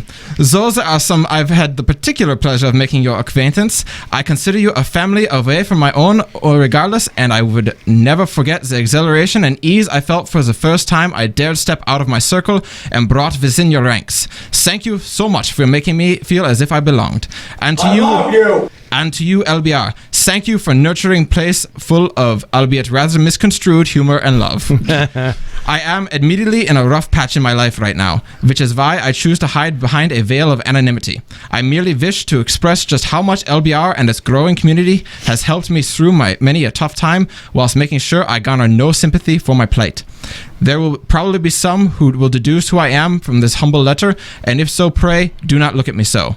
After all, a smile best suits a hero. Ever your most humble listener, hailing from Sargatanas, who will, of course, keep listening. P.S. Hello, Skuro, Papa, Cookie. Hi, Nika. Thank you very much for that email. That was a very nice email. Very. Your accent was a little off, but yeah, he fell out of it a few times. Yeah, it got really tough. It's easier when it's something like I've read before. It's harder to do on things I've never read. I know, it's not like this outline was available for you to read before. Dialogue and FF11 also. Doing it like an email, like a really well thought out email, is very difficult. But I nailed it. Speak for yourself. It's about commitment. I am speaking for myself. All right. Well, thank you very much for that email. And, here's the thing about, the LB Army and joining the LB Army is, a lot of people think that it's just about supporting the show, chatting along in the chat room or being a subscriber to the channel on Twitch, or even being a patron. All of these things are important when it comes to supporting the community. But just being an active part, communicating with other members, communicating with other fans, has been extremely helpful to a lot of our other members, being able to form friendships and connections with other people. And whether it's just to be able to play 14, or whether it's to be able to find a friend for a lifetime, we have done both of those things here at Limit Break Radio. It's something that I'm incredibly proud of. And so if you're newer to the LB Army, if you're newer to tuning into Limit Break Radio, maybe you were first exposed to this show through the Reddit drama, and you haven't just worked up the courage to speak up and introduce yourself, because I'll admit, the community can be vicious sometimes. The community can be brutal. We all have very dark and kind of fucked up senses of humor, but at the same time, it's all done with love. And if you are a lurker, you enjoy the show, and you always want to become more involved, we invite you to become more involved. Speak up, get to know us, get to know the rest of the folks in the chat, and just become a regular member of the LB Army. We also mentioned earlier how awesome and inviting our free company has become, since we actually have a home base. I said that I seen like 4 or 5 sprouts the other day. There's constantly people making new mules. I talked to some guy in the chat the other day during one of my streams who wanted to know how I keep coming back every single day and playing and streaming the game, and I actually seem like I'm having fun. I told him the FC was part of it and asked if he was having a problem. He said absolutely he was. That he finds it hard to log on. All of his friends have left and stuff, and he does live in Sweden, so there's a big time difference. Time gap, yeah. But I'm like, dude, if you don't want to, I understand not wanting to transfer character over here, because who knows who actually plays at your playtime, but make a mule over here, see if anybody else lines up, and if you have fun over here, bring your character too. And he said that he's absolutely going to make a mule, and he looks forward to hopefully playing with us. Yeah, that's the thing, is that for all of the is that Ellie saltiness, Buttons? it is, yes. Oh, Ellie! What's up, Ellie? Shout out to Ellie Buttons. We haven't seen you forever, Ellie. Anyway, the thing about being a part of the LB Army is that we do with the Reddit drama, we do stuff that will sometimes piss our own audience off, and we do it because we find it funny, or we think it's going to be the most entertaining thing, and we don't apologize. We don't make apologies for the stuff that we put out there, because I think that it's all pretty defensible stuff. And we did get a lot of backlash, whether it be from Reddit or from the BG thread or from the AMA, we know Like, we know what we're doing. We know when we do bits like that, when we try to, poke the bee's nest at Reddit, or, we say something that is shocking or horrific, it's done with intent. And that's, I think, one of the things about, the haters, if you want to call them that, I guess, is, and the thing that seems to really dishearten them is that we totally admit and embrace all of the things that they are really quick to point out. Yeah, but you just do that for shock value. Well, yeah, that's kind of the point. We're like the human centipede of podcasting. Oh, great. What? That's what I was hoping to be compared to. There was a school teacher in Tennessee that got fired for showing the Human Centipede 2 to his class. What grade? Does it matter? Kinda, yeah. Oh my god. I mean, you shouldn't show it to 12th graders either, but like if it was 2nd graders, I hope so. Yeah, no, there's definitely, I don't know, if even in high school, man, I see for science. Oh God. Oh, that's my favorite drop now. Whoa. Good Lord. Whoa. Gross. Anyway, Eat a dick. if you'd like to call Limit Break Radio, we're going to, the lines are open. We'll take a couple more calls if we get them here before the show wraps up. Limit Break Radio on Skype, 810-515-8715, or limitbreakradio.com/Discord to join us on the show. Why don't you take this next email, Nika, and do so in a British accent? Oh gosh, I will try. I'm warning, my British accent is not perfect, and it does falter a lot. So, okay, and I might have to get in character. It's really hard. Can't believe we Complete silence. Complete silence. We'll get into the character. Complete silence. Complete silence, please. I happen to love Negroes and jazz. Remember, does that help your character? Get into it. Right. Where did that drop come from? Who cares? That's got to be an Archer one, right? Sure is. Yeah, it's got to be. Okay, hey folks. Let's see, Mary here. During the post show for episode 61, as Scalia talked about starting the next season of FFFL, I had an idea I threw out in chat. What if we do an FFFL exhibition match scheduled for FanFest, kind of an all-stars match? We could split the host into 2 teams. They act as a board, deciding which FF characters they want in a particular role, like season 1. Alternately, you could put up polls and let the community decide for each position on each team. Post the match up and let it run till FanFest, and you have a little neat bit. And that being said, Melky also up to the stakes. What if we could get SE involved? A face-off between Team LBR and Team Square Enix. All of the same concepts would apply as the LBR hosts game, although it might be a little bit of a pickle working out the team rosters. I would imagine online polls would be the best bet in this case. Post a poll again on the official forums to determine the game outcome and you're done. Hell, if people wanted to go nuts, they could do Twitter campaigns for their favorite team. If SE decided to go all in, they could throw a blurb on their headline ticker on the Lodestone page, or even the FF14 launcher to get more eyes on it. How amazing would that be? Anyways, I better cut this off before I ramble on anymore. See you all in game. Miri Kenneth, the Wanderer's Shadow. I love the idea, but it'll be a cold day in hell before SE does that with us. The problem there is that Square Enix has to actually then talk to communicate, acknowledge our existence. There you go. Acknowledge our existence. Yeah, they don't do that. Nope, they do not. They go pretty far out of their way not to. Yeah. That said, I do like the idea of doing an all-star game at FanFest. That would be cool. I would be all for doing it. And that's something that doesn't have to exist within the structure of a season either. Yeah. No, and we could, rather than doing it online, you could take a live poll of fans at FanFest to determine the winners. Absolutely. Yeah. One of the things I like about that idea too is, I feel like Barrett was one of my best players, in the coach position, but I'm not going to bring him back next season because we don't have a coach position. I don't want to put him on the field. He's a team captain, though. There you go. Team captain. I don't know. I think that it was his motivation more than anything. Yeah, team captain's got to be someone who both can get it done on the field and inspire people. Yeah. All right, let's. By the way, thank you, Miri, for that email and for that suggestion. Depending on how many of us end up going out to FanFest, I think that will end up depending on whether or not we would do something like that. But I think that's a great idea. If we end up going forward with an event like an after party, that's something that could be done at the after party. It's something that could be done while we're live broadcasting from the show floor.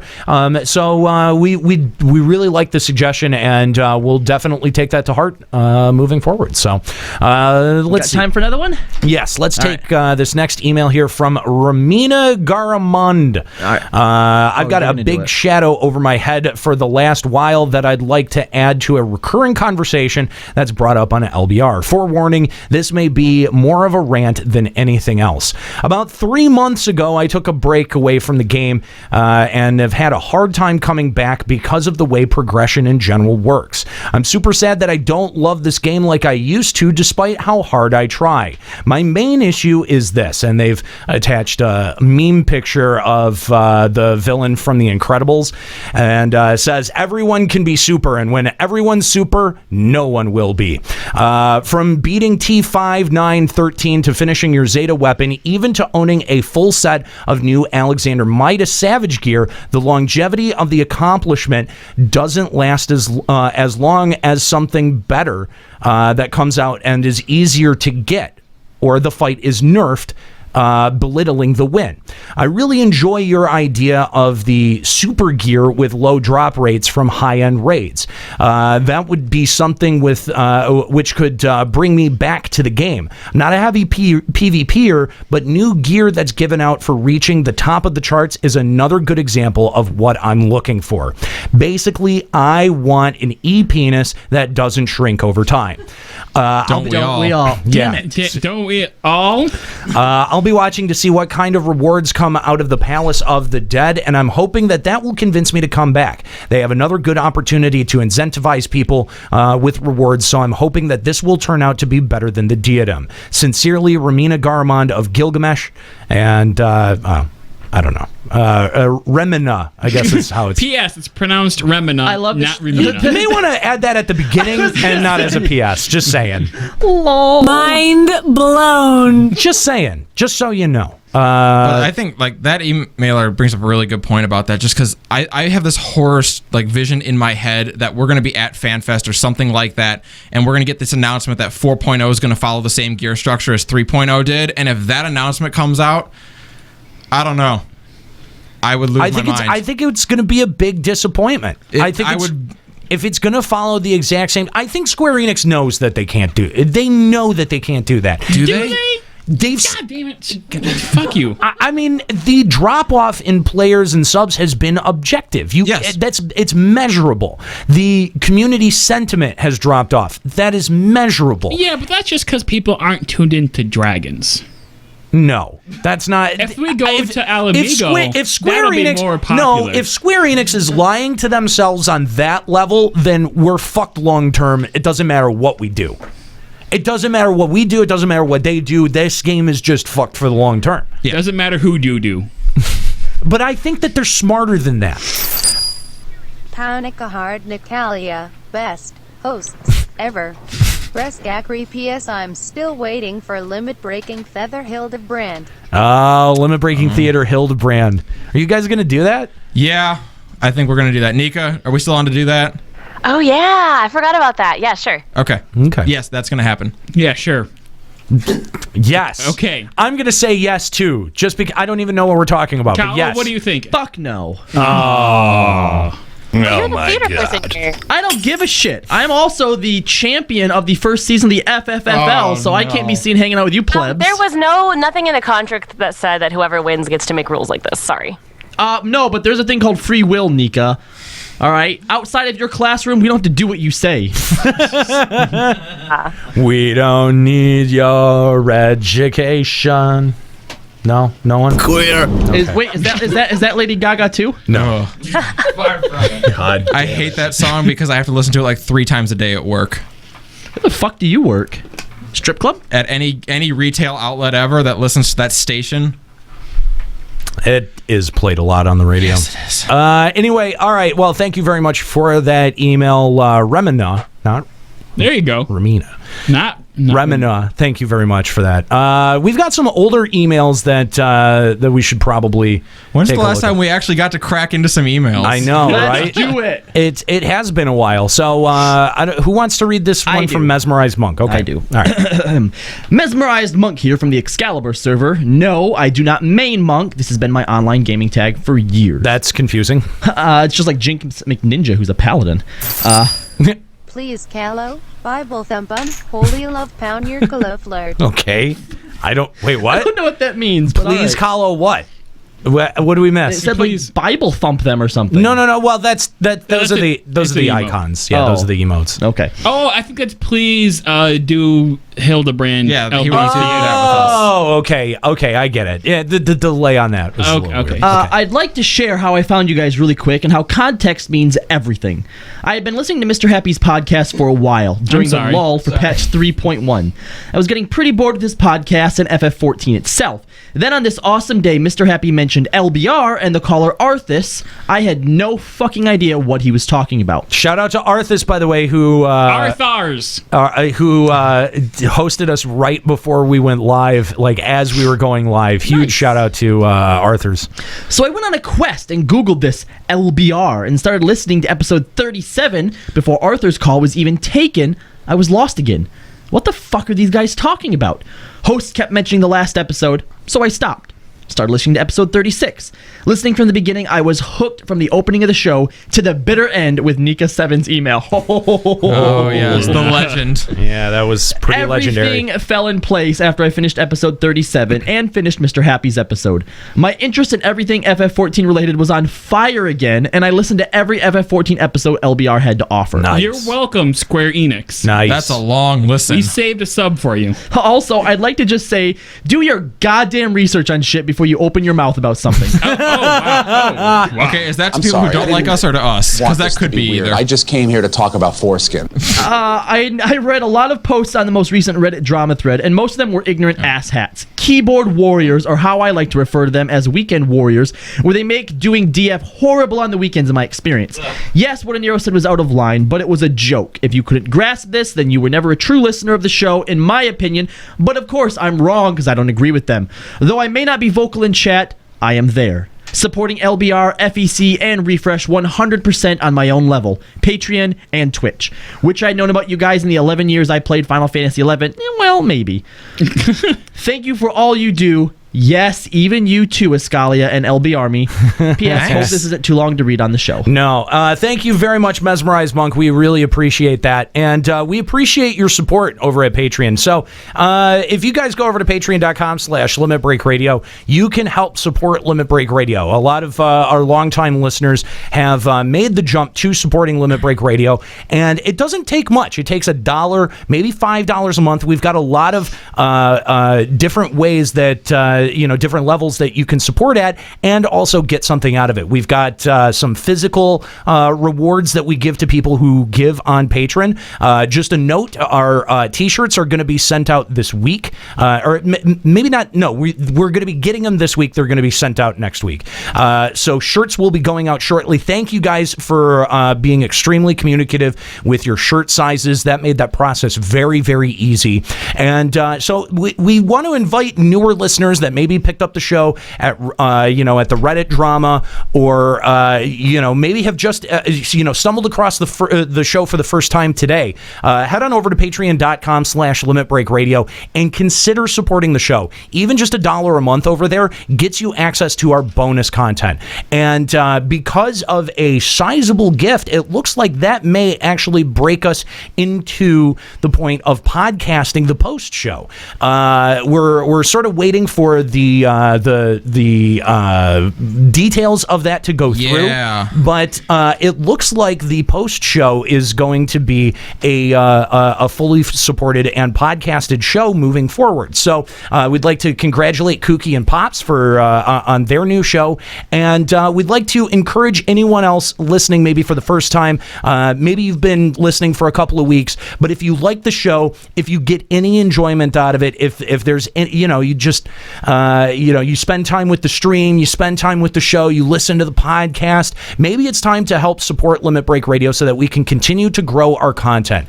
Mesmerized Monk had mentioned that they support FEC and Refresh as well. That this is the Patreon is how we support all of those things. So doing and the thing is that I think you guys have seen a direct quality improvement since the Patreon has started. We made a specific promise, like, look, we're going to give you a show each and every single week if we meet this goal on Patreon. And what has happened is and I realize the irony of this because we're taking next week off for Mother's Day. But well timed. Shots fired. But even for holidays, we've been able to make this show continue to work and function with a full crew, and that's because of your support at Patreon. Same thing with Final Encountercast. Final Encountercast, we set the goal of going weekly in March. We nailed that goal. We have continued to go weekly, and we're going to continue to do that show on a weekly level. Now, we've got a big piece of news considering Final Encountercast, and we're going to talk about that on Final Encountercast. We're going to hint at it. Can't talk about it in full because there's still a lot of moving parts in it, but there's something really, really cool in the works for Final Encountercast, and the reason that we've been able to move that direction is because of your support at patreon.com/limitbreakradio. So if you've got a couple of bucks rolling around in your bank account, you've got a couple of bucks rolling around in your pocket, maybe you can afford to give up that coffee you get every other day. Right, or if you're willing to give up one coffee a month. Exactly. Or one trip to the fast food place a month. Exactly. Or one cheap hooker a month. Yeah, right. For $1, you can give a pack of gum a month. Exactly. And, Fuck you, that's my gum. My supervisor! And the more people that we get coming in at even just $1 level, that it all goes to benefit the network. It all goes to benefit the shows that you hear, that you love, that you listen to each and every single week. So again, patreon.com/Limit Break Radio. Consider giving even just $1 a month. That helps us out. Thank you guys for all of your generous support over at Patreon. So I think that's going to do it here for us this week. We're wrapping up a little bit early, but we're going to be jumping on over what? There's actually an old email that I think Nika should read. Oh. Okay, all right. Before we wrap it up. Right. So from it's under old emails or emails old underneath what he's recently bolded. It is 1, 2, 3. It is 4 down. It starts in the last episode you talked about how. Okay, I see it. Okay, yep. Do you want me to read that? Yes, please. Okay. In the last episode, you talked about how SE can accomplish 4.0 without needing the MSQ as a requirement. Well, how about just like in Wings of the Goddess, we time travel? We have the Echo. I can tell Nika loves this idea. It gets better. Yeah, you gotta be kidding me! We have the Echo, which has the ability to see into the past. Why not have a whole expansion that acts as a prequel to the current Alamigo resistance plot? Something can happen to Hildebrand or some other Alamigo that triggers the Echo, allowing us to partake and witness in past events. This could allow us more story on Garlemald's, sort of expanding their empire as well. Perhaps this could be similar to Campaign. Also, we can experience more of Gaius and Nail in their younger years, being part of the Empire, waging war and conquering parts of Eorzea. Also, by doing this, similar to FF11, the jobs we could get would be jobs that aren't practiced anymore in the current time, be it the practitioners were wiped out by the Empire or whatever floats your boat. Thanks for reading. First time emailer, Azure Edge of Zalera. Oh God, why? Seriously.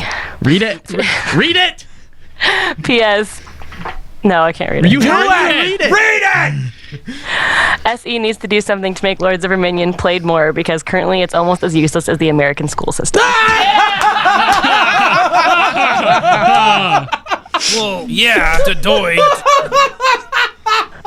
That was brutal. Oh, how you feel, Nika? Doing okay there? I'm fine. Also, while that idea Is that sarcasm? Huge, I think it works. I mean, the Echo already kind of does that, so there's not really a reason to have a whole expansion like that. But. Look. By the way, thank you, Azure Edge of Zalera. Thank you for your first time email. And it's not that we want to discourage you from ever emailing again, but I really don't like the idea of time travel a la Wings of the Goddess. I mean, it was fine for Wings of the Goddess, but if that's the direction that we were going to return to, it's just, I don't want. It would need to be different. Like Wings of the the goddess also was like, what you find out it was like an alternate timeline. Right. All this other stuff going on. Right. Wings works because you were like trying to stop someone who was trying to change the past, whereas this would, like, the Echo lets you view the past. Now, so you wouldn't actually be able to affect anything. I will mention, though, that all those things that you mentioned, all those cool plot points and seeing different people rise to power and stuff like that, those are all really cool things that would be nice to see. Yes, exposition of past events, I think, is good, but they already do that. I mean, when you think about the way that they gave exposition about the knights in Heavensward, those were flashbacks to events that had happened in the past with the Archbishop and with King Thoradin. And so I thought that those were really nice narrative ways to do that. And really, you only need the Echo. Like, that's all you need. You need the Echo to be able to show somebody the past, and that's it.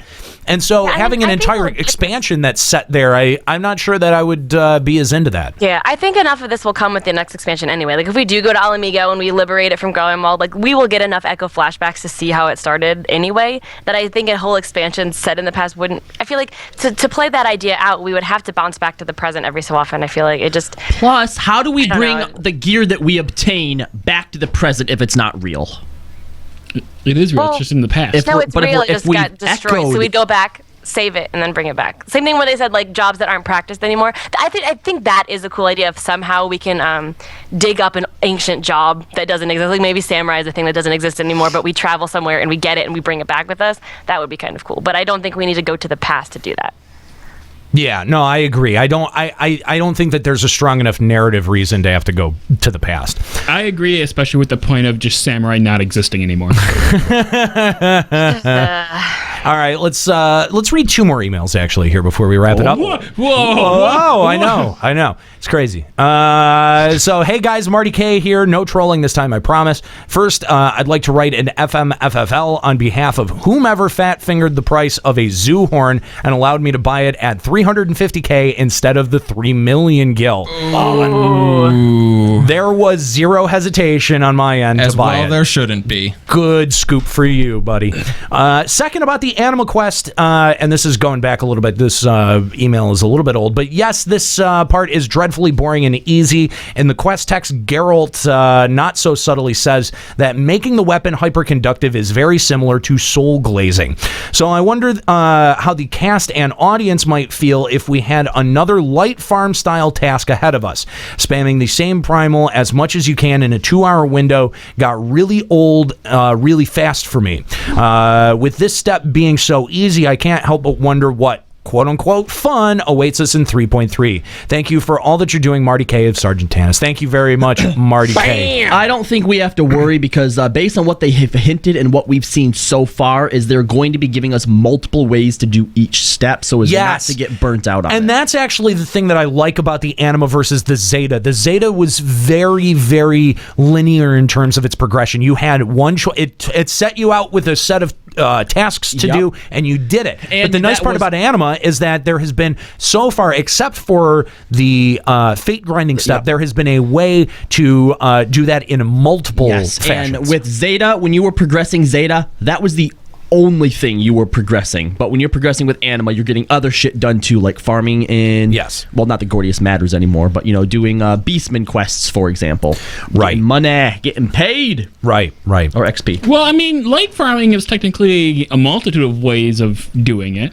That's true, although there is a sort of regimented, very narrow thinking in terms of what gets the most. You know what I mean? Like, when people are trying to get the most out of it, they'll, we saw the light farming parties. They'll sit around and do Garuda hard, 45 times in 2 hours, as opposed to actually doing something a little bit more fun and challenging that, doesn't give as good of lights.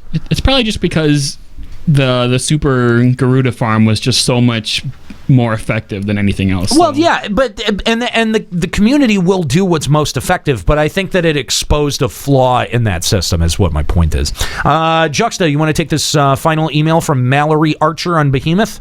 I love that name, by the way. Sure. Oh, okay. It says, "Hi, I'm a new player. I have been playing." Hi, new player. No. Well, no, you're Juxta. That's terrible. Stop it. I'm a Nero.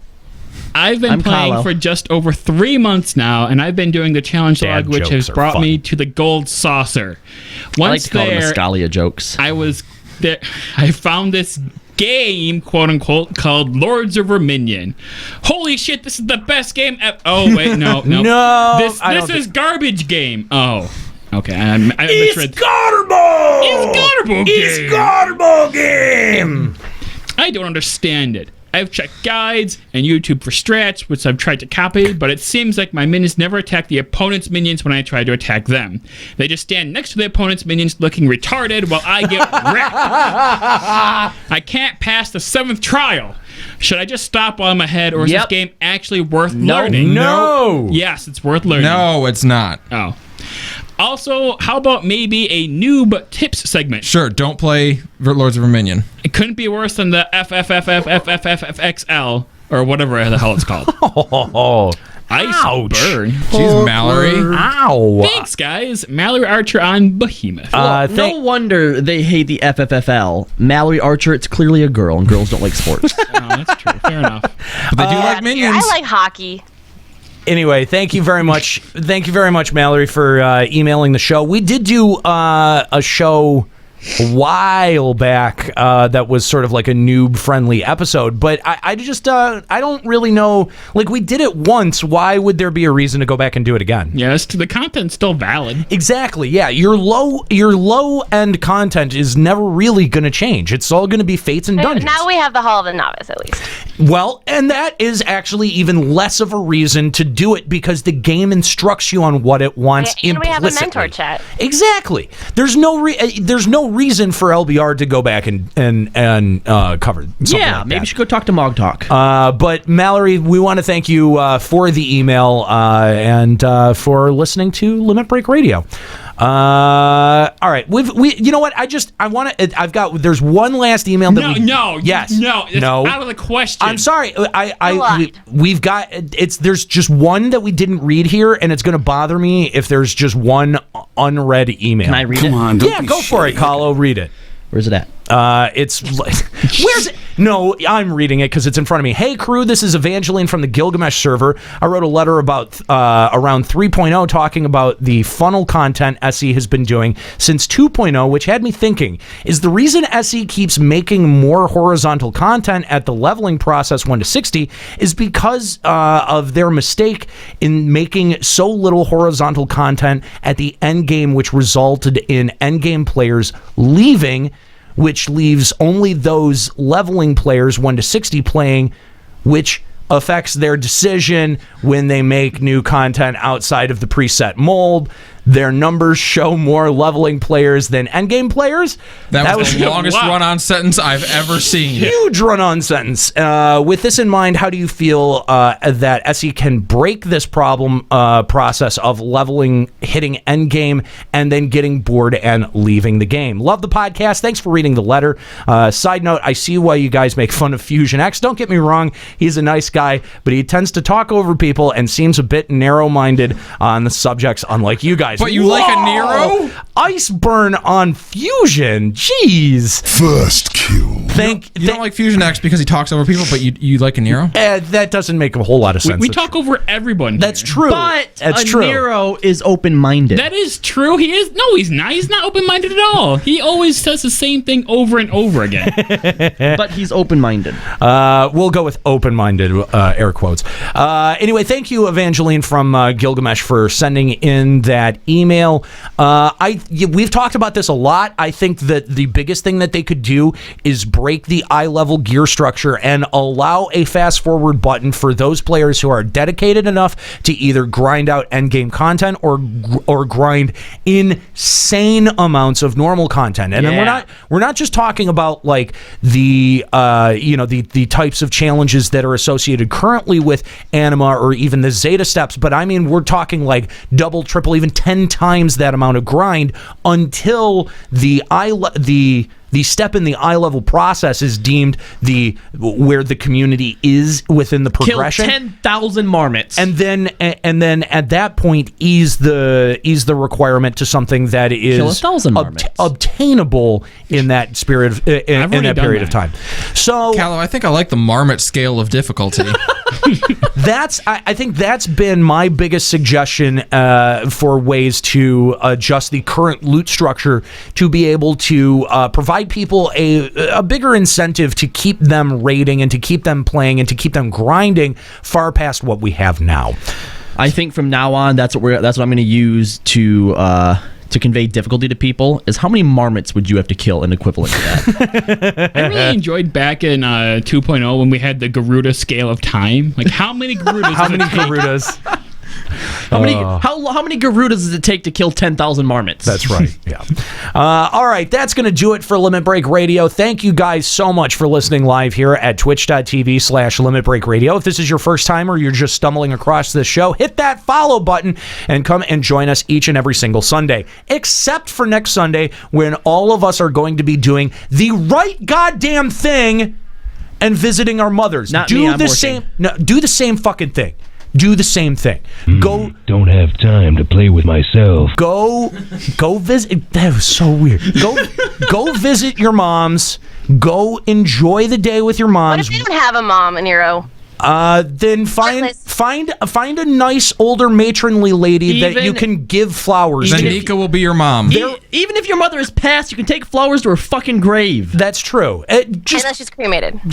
Her urn. You have some place. Then Nika.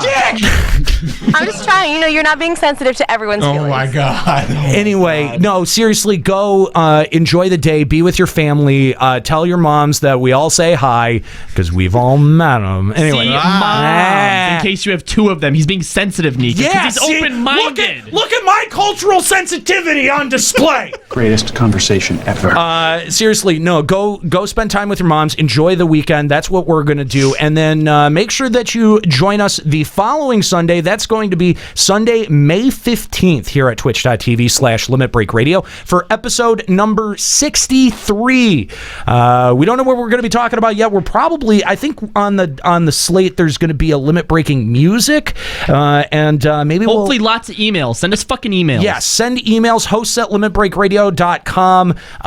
You can also make sure you can call us live on the show while we're live. Limit Break Radio on Skype, 810-515-8715 or limitbreakradio.com/Discord. Send that friend request. Send that, get the Discord link bookmarked so that you can be ready to call Limit Break Radio next Sunday, the 15th, May 15th, here on twitch.tv. Which is a very important day. It is? It's my birthday. Is it? Yeah. Oh. May 15th, bro. Oh, shit, I gotta get your today present. is Yoshi's birthday, right? Paging Dr. Boy! Dr. Birthday Boy! Okay, that was funny. Yeah, today's Yoshi's birthday. By the way, happy birthday to the great Yoshi. Yoshi.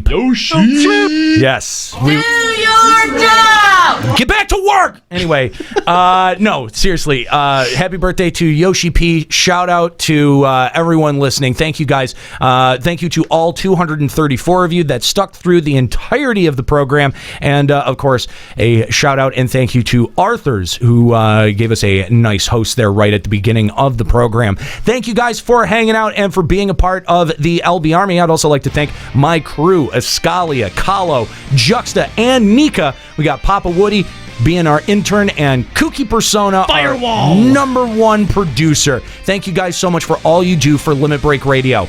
I'm Aniro. Keep listening.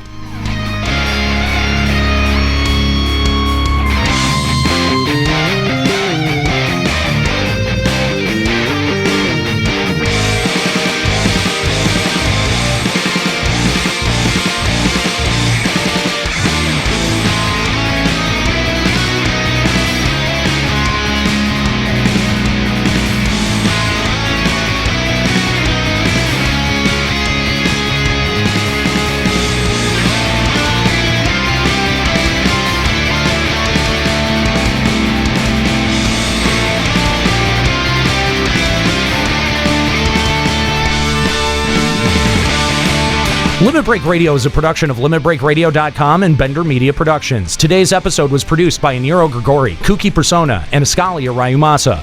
Final Fantasy XIV and Eorzea are trademarks of Square Enix. Funding for Limit Break Radio is provided by Miri Kennett. Happy birthday, Captain Failboat, Zurian Urexin, Azura Giacho, Bianca Forwin, Kalina Ashsaber, Thor Carson, My Waifu, Satori Komeji, Darbykins, Sakura-chan, and fellow Limit Break Radio listeners. To support Limit Break Radio, visit patreon.com/Limit Break Radio. Opening music in this episode from Daniel Lambie. Listen to Man with the Machine Gun and other great tracks at facebook.com/Daniel Lambie Metal Gamer.